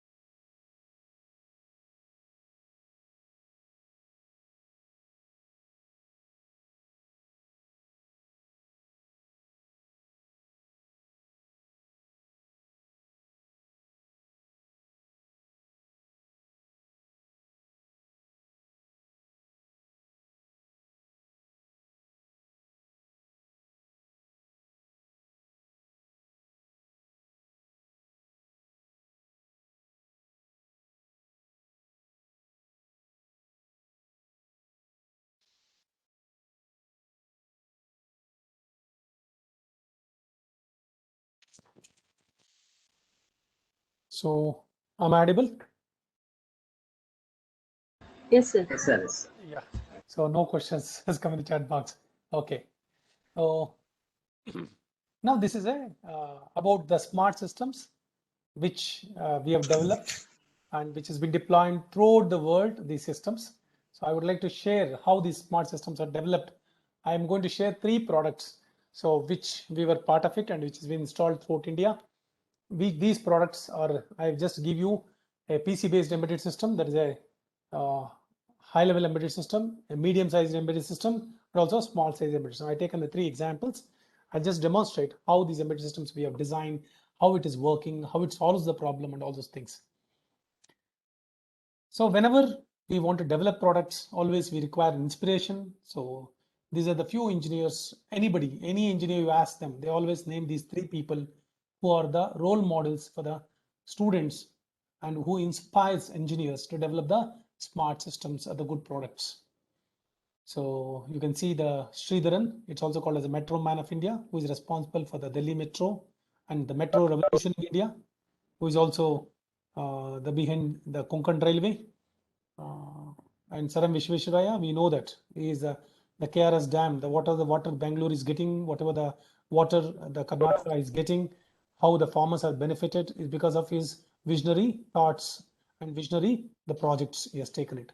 Throughout the India, a lot of projects have been executed, including Hyderabad, Pune, by Saram Vishwesvaraya.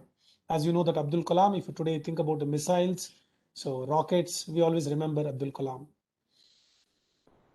Now, so let's go to some of the systems. I will explain what was the need for that. This is the one system we have introduced here. I will explain what is the story behind the product and how it has revolutionized the industry. These are the machines used to manufacture the cloth. There are so many such machines are there in rural parts of India, starting from Dharmavaram, Kanchipuram, Salem, so Bangalore, Dodbalapur, Surat, Varanasi, there are lots of huge. There are more than about 50 lakh weavers are there throughout India who weave this cloth. The machine, whatever we use to weave the cloth is called as the loom, L-O-O-M, loom. Those looms are used to weave the cloth. Now, whenever you weave the cloth, you can see that the sari is weaving the sari. Now, whenever you weave the cloth, that is either sari, dress material, chudidar, or the bed sheets or something like that, you require a design on the cloth. How do you produce a variety of design? Today, you've seen that a man is coming on the sari, a temple design is on that sari, a peacock is there in the design in the sari. How do you transfer a design into the design on the weaving sari? It is not printed. See that it's a weaving is happening. Weaving means there are 2 threads are there. One is the horizontal thread, other is a vertical thread. The vertical threads already there. It's coming here. Horizontal threads is controlling. Horizontal threads he's using. So he's using some mechanism through that horizontal thread passes from left to right and the right to left. So these mechanism of weaving the cloth using horizontal thread and vertical threads will be performed by a person called as a weaver. So weaver operates these loops. How do you get a design, variety of designs on the cloth? You are going to put a small picture, whatever you want to print on the cloth in the form of punched cards. So these are the cards which are being used to produce a design of the cloth. For example, how do you get a design any picture you see in a Photoshop or a paint, you take any picture. How does a picture is made up of? A picture is made up of so many lines. If you look at every line, how does a line is made up of? A line is made up of so many pixels. That means that a set of pixels arranged in the rows and the columns will prepare a design or will produce a picture in the cloth.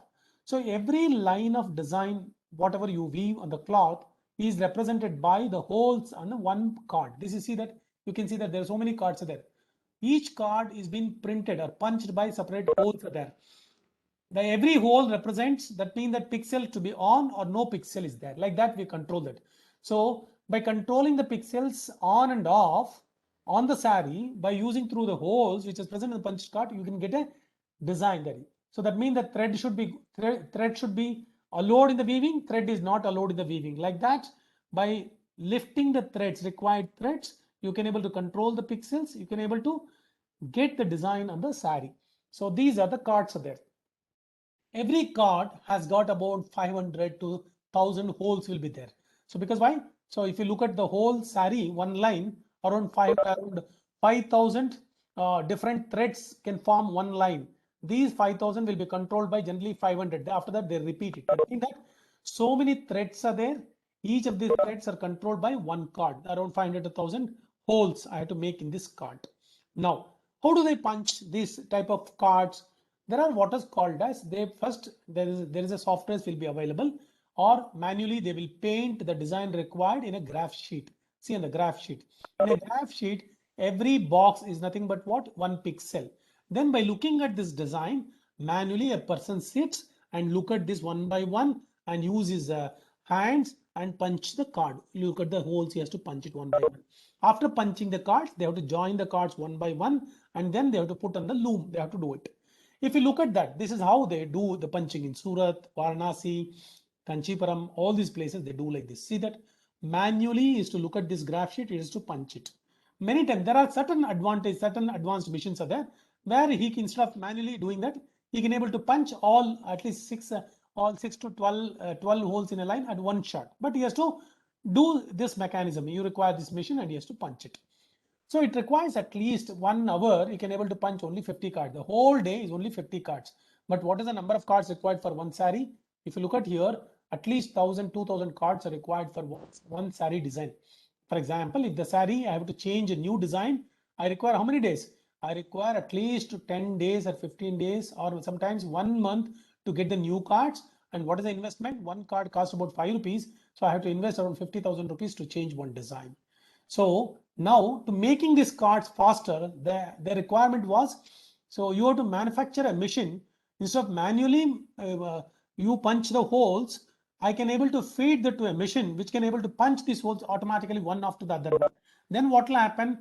You can able to prepare the cards within a single day. You can able to get a new design in a single day. This was a requirement. So when this requirement is given to us, there was no such machine was available in India.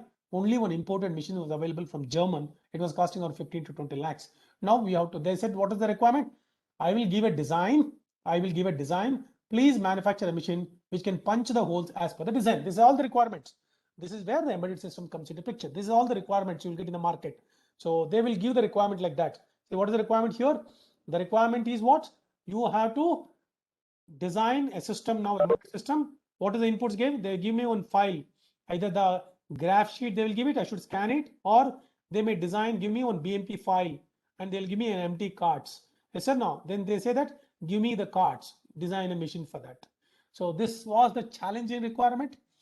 We took 1 or 2 years, we failed, the system could not be successful because so much of accuracy required. The gap between every line should be same thing. If the gap is more, the cards is getting wasted. If 1 or 2 holes are missing in a card, finish the sari, nobody will purchase the sari. This is the so much reliable accuracy system we require, and you should be able to work at very fast. Because why? And it should be low cost. I should be able to design the system less than what is the cost I'm going to import. Then it was a challenge. Many times we failed. Then ultimately we came out of this end. Whenever we fail, we always remember Abdul Kalam. So Abdul Kalam says that do not read success stories. You will get only the message. Read failure stories. You will get some ideas to get success. This statement has really inspired the whole of the team. which was there to develop such a team. We failed many times, but we took the inspiration from his book, Wings of Fire. Wings of Fire is the best book. I think this is the book you should read everyone in your lifetime. If you are engineer, I'll tell you should read autobiography of Abdul Kalam. The name of the book is called Wings of Fire. I'll recommend everyone today only you purchase and read that book. It will really inspire you, kicks you how you can become a great engineer. So he says, look at the failure, and we looked at how he failed in when the first missile, whatever the missile and whatever the satellites he has launched. You know that they have failed. Everyone, the nation blamed Abdul Kalam because he was ahead of the team. But he took the responsibility of the whole of the failure. Even though the failure happened because of certain team members, he took the whole responsibility and took 1 year back and then came back and successfully launched that satellites into the orbits.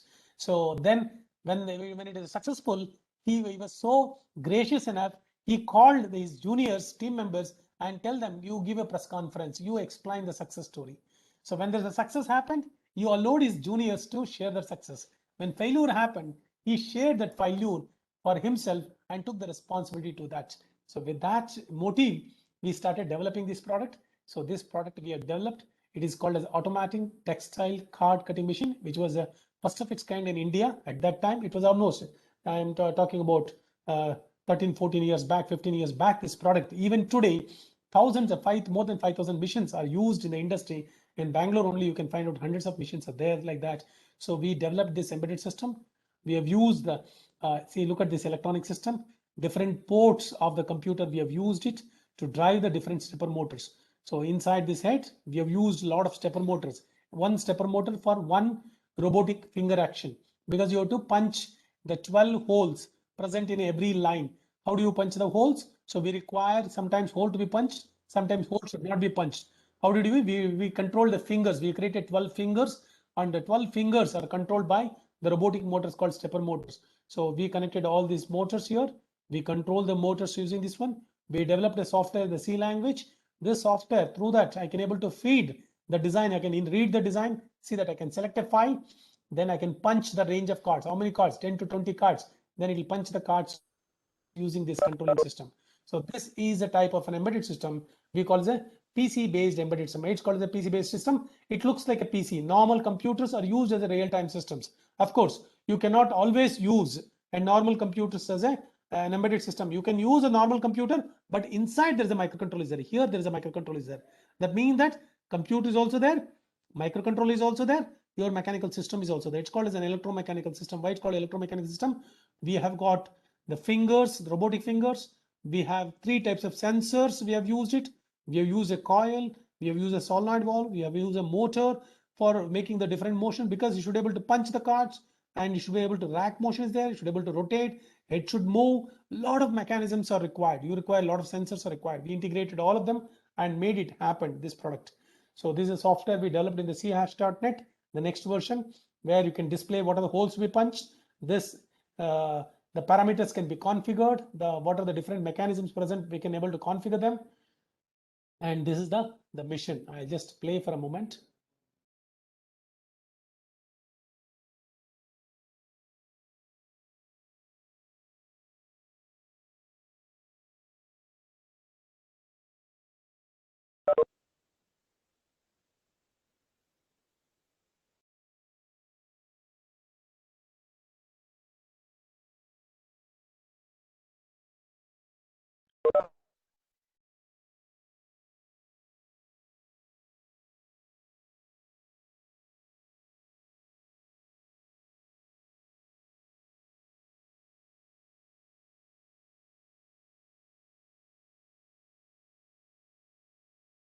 Okay, so this is how I'm audible. Yes, sir. Yeah.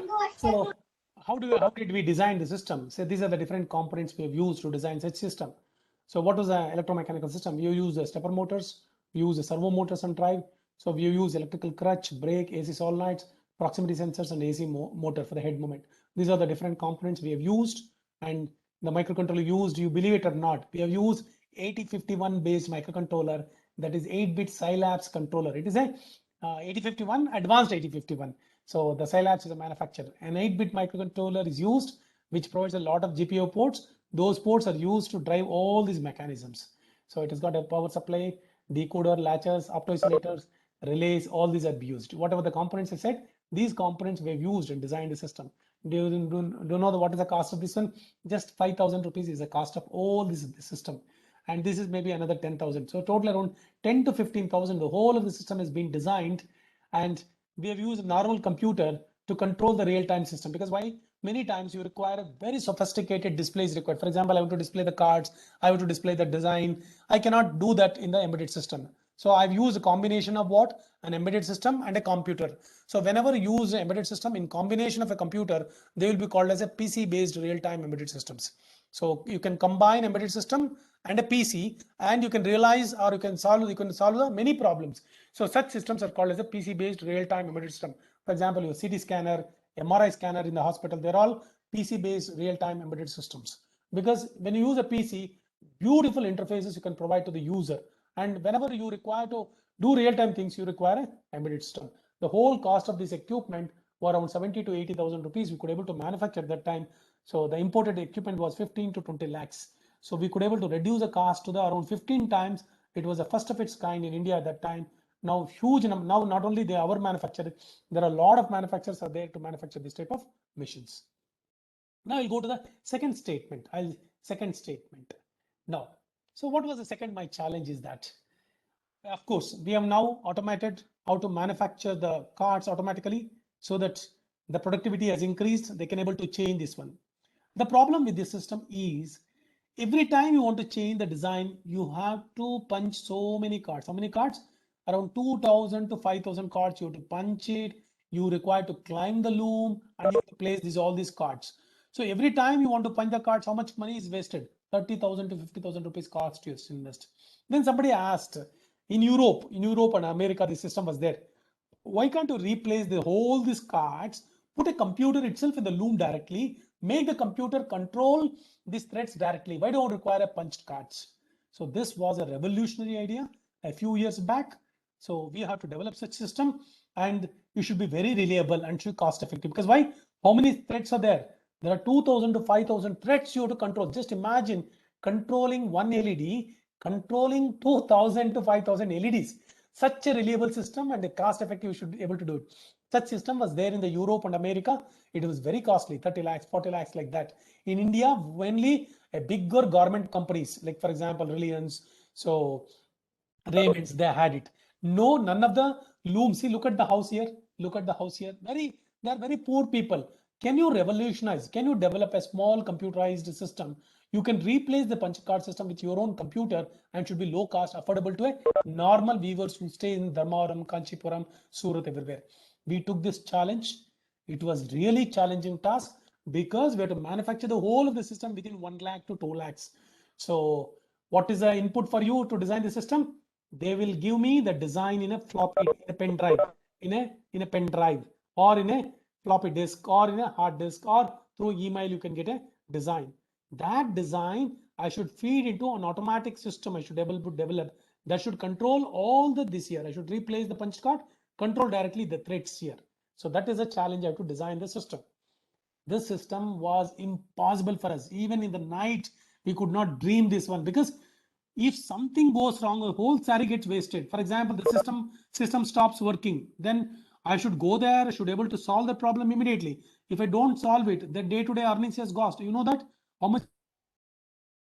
500 to 1,000 rupees per day. That means that if the system does not work for 10 days, he will be losing his bread earner. So he cannot have his food.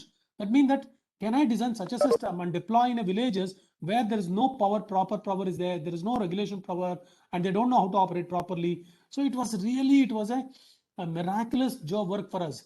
Then immediately what came to our minds, to the team, the whole team has studied the story of Sridharan. You know that Sridharan, the first story, miracle story, is when he joined the railways in 1964, a cyclone flooded away the parts of the Pambam bridge that connected Rameshwaram to the region of Tamil Nadu. That means that Rameshwaram is connected to Tamil Nadu using a famous bridge called Pambam Bridge. Who traveled Rameshwaram, who knows this bridge? To restore the bridge got collapsed because of the cyclone and other effects. Then immediately the the complete Rameshwaram people got disconnected from India, that is Tamil Nadu. No way the food to be transferred to Rameshwaram. Completely the city of Rameshwaram disconnected from the Tamil Nadu and the India. So the of the railways, the Indian government is really were in a problem. They said very short time I should able to restore the bridge. They have identified Sridharan because he was a very intelligent engineer. So they called Sridharan, they said railway government. So the railway government had chosen Sridharan as a head to lead the target, led the target, which is a set for 6 months. They said within 6 months, I should be able to restore the bridge. Otherwise, we have to transfer all the material through what is called helicopters. It was not possible at all. There is no man movement was there. Then under whose control the bridge came, reduced it to 3 months. Instead of 6 months, the target was reduced to 3 months. He has taken the target. He said, within 3 months, I can restore the bridge. And Sridharan executed the project well, and he restored the bridge in just 46 days. They imported the top multinational companies of the abroad, the English government companies. They said we can do it within 2 years, and nobody has given the quote less than a year. Whereas an Indian engineer who was working as a part of a government service complete this job in 46 days. It's a record in the Indian railways to restore the bridge without going for the new bridge, and the railway ministry has awarded him to achieve this achievement. The moment he has done that job, he was very popular in the railways. Then the Delhi government and the central government has decided, let's go for what is called as a metro for the Delhi. Then India do not have any facilities, any expertise in the metro. They get the quotations from all the top companies from the US and America, US, England, and the France, and they said there's a very high cost, and they said they require a few years to do that one. Then Sridharan said that I can develop a metro in India by manufacturing everything what is required in India only. He was the first one who has took that responsibility and successfully completed Delhi Metro, which is in no way inferior to any of the abroad metro stations. You know that who had traveled in Delhi, it's one of the top metro stations on par with any of the abroad metro stations. When people, one who has traveled from Mangalore to Goa, you know that what is called Konkan Railway. Konkan Railway is one of the very tough area where it's a very mountain area. The soil is a loose soil. You cannot make the railways to make the trains to run in that area. None of the abroad companies were agreed to implement that project. Then again, even though he was retired, the government of India asked the Sridharan, can you take up this project? He said, I will do it. In a record time, he has built the Konkan Railway. Do you know how many tunnels are there? The trains pass through 93 tunnels. 93 tunnels are created in the pathway, and these tunnels are created with a soft soil along a length of 82 kilometers. Whoever travels to the Goa along the Mangalore can experience this Konkan Railway. When the people like this, they implemented so many big projects, we thought that why can't we do the small work? So we took this challenge from the Sridharan work, and he says that he is one of the best quote of the Sridharan. According to Sridharan, honesty is not the state where corruption is absent, but actively taking the stand to benefit the institution and society of the long run. Just if you don't take the bribe, that is not sufficient. You should take the responsibility of the society and be able to benefit the society. That is one of the best quote. Then we designed India's first electronic jacquard control system, which can be fitted to the looms. See, look at this. This is the computer we have designed, which is called inbuilt computer. And we make another computer designed ourselves, which can be operated by the weaver. And this computer is connected to this industrial computer, embedded computer, which sits on the loom there. So you can see that this is the computer fitted system, which has been fitted to the loom. You can see that these are the threads which are controlled by this machine. So this is the place where an operator can control this loom. You can look at that. There's no punch cards are there now here. All of the design, what is required, you can feed into this computer. It's been designed in India. You can feed here. So this design is going to control 2,000 to 5,000 solenoids. Solenoids are nothing but a mechanical equipment which can able to control the solenoids, the magnets, which can able to activate the threads. Around 5,000 such mechanisms are placed here, which is going to be driven by an embedded system here, and it works 24/7. You know that these looms work in 3 shifts in Salem and other parts of the country, and they run without switching off for 3 years, 4 years like that. you cannot stop these machines even for a day. If you stop it, what will happen?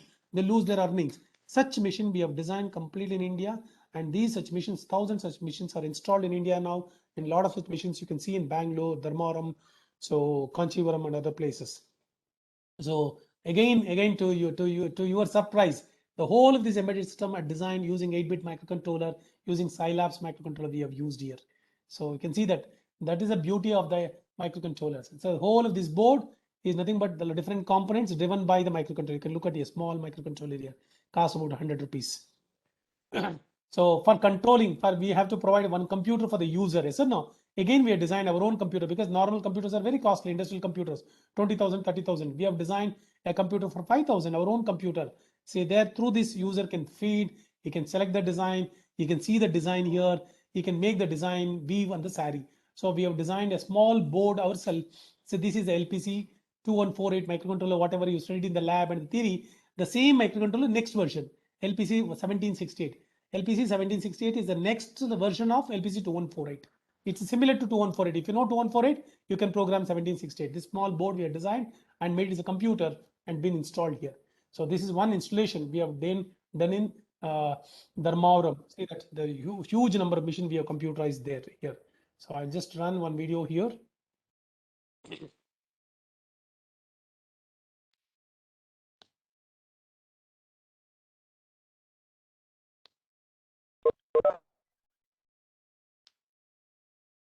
So this how you can able to design a system here. To make the system, lot of components we have used it. We have developed a software for that. We converted them to the machine language, the format what is required for that. These are some of the tools we have developed to make that computer working effectively. So I last 2 minutes. Shall I take another 2-3 minutes, madam? Yes. Yeah. So this is a last problem statement. I'm going to experiment. I can tell you what is the product we developed. This problem statement has came from IIT Madras. So 5 years back, a team from IIT Madras, including head of the Department of Computer Science and one of the industrial consultant, they came to RVCE.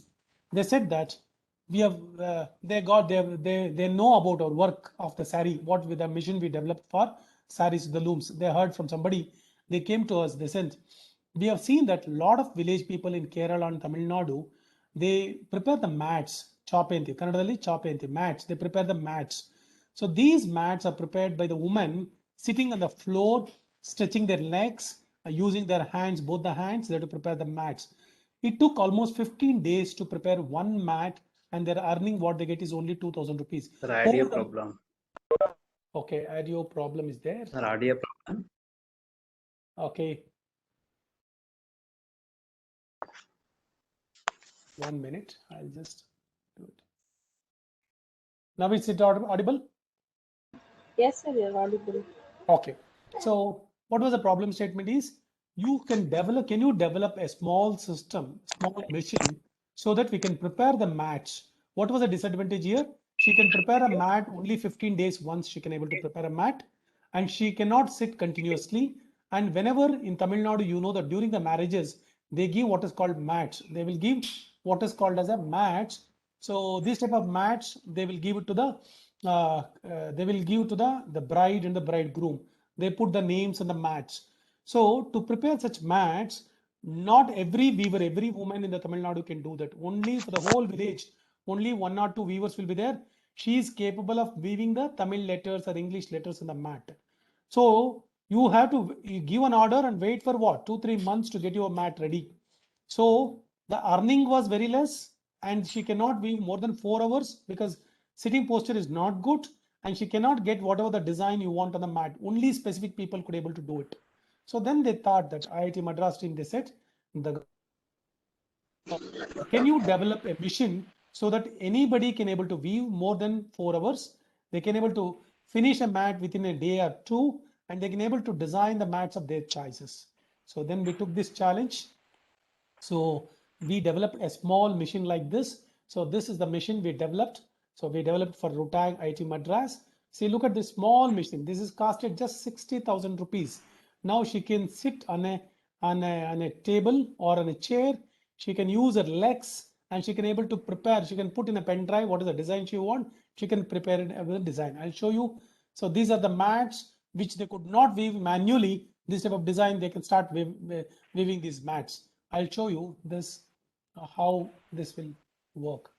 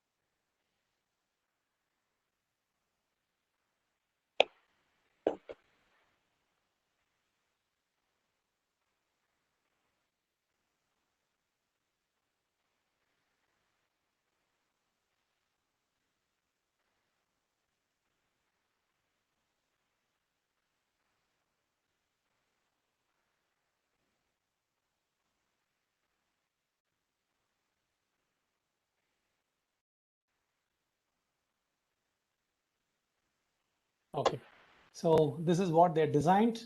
Now we have developed a software. If they give the name, you can type the name of their name.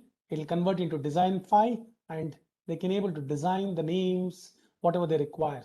Now these women who are able to earn only 4,000 rupees, am I audible? Yes, sir.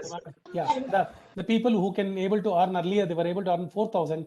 Now they're able to earn at least 12 to 15,000 rupees per month. So many such village people have been given the new life for them.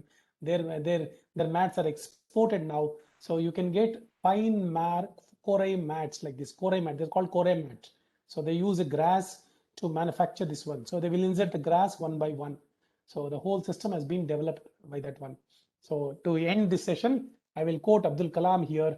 Whenever you achieve something, don't think that you are the great person. You have to read this quote. Each individual creature on this beautiful planet is created by God to fulfill a particular role. Whatever I have achieved in life is through His help and an expression of His will. He showered His grace on me through some outstanding teachers and colleagues. And when I pay my tributes to these fine persons, I am merely prizing His glory. All these rockets and missiles are His work through a small person called Al Kalam in order to tell the several millions of mass of India to never feel small or helpless. I'll repeat this one. In order to tell the 7 million mass of India to never feel small or helpless. We are all born with a divine fire in us. Our effort should be to give wings to this fire and fill the world with the glow of its goodness. This is a great statement from Abdul Kalam. So, and another last statement from Sir Vishwesvaraya. Vishwesvaraya just made one of the famous statement of Vishwesvaraya. Remember, your work may be only to sweep a railway stick crossing, but it is your duty to keep it so clean that no other crossing in the world is as clean as yours. So that is the role we have to play, each one of us in our life. So this completes today's session on building the smart systems and embedded systems. So if any questions or anything is there, I'm open.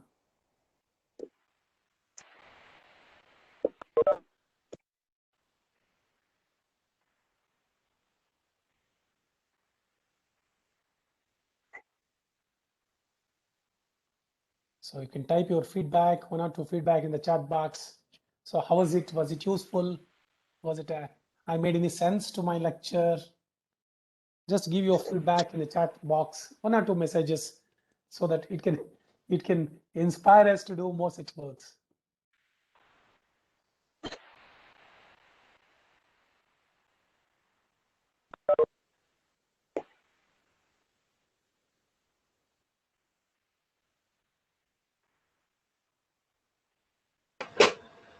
Kindly respond, kindly give the feedback.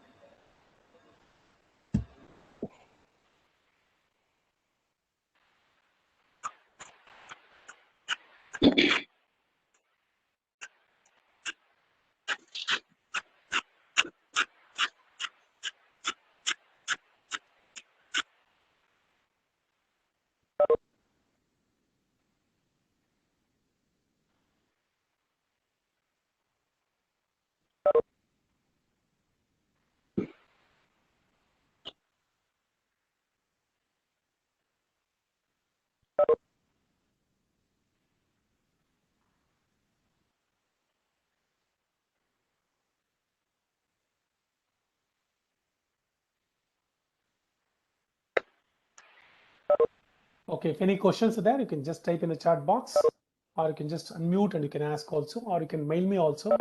So, or you can always call me anytime. So I can able to discuss that. Okay, shall we conclude, madam? Yes, sir. Yeah, you can just. Manjunath, sir. Yeah. Yes, ma'am. Edna, sir. Sir, thank you very much for your nice information. We had very good 2 hours, very informative. I'm sure our students are got benefit of these things because of it.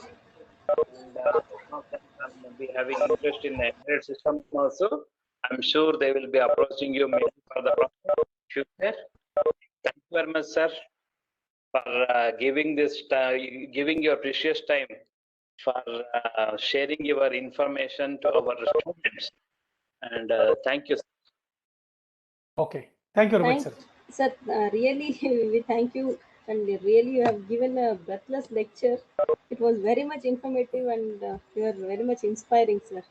Definitely, it is useful for the students, and we seek your support in future also.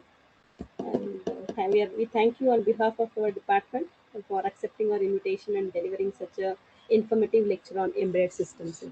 Thank you very much, sir. Yeah, thank you very much, madam. Thank you. Yes, sir. So, Yes, sir.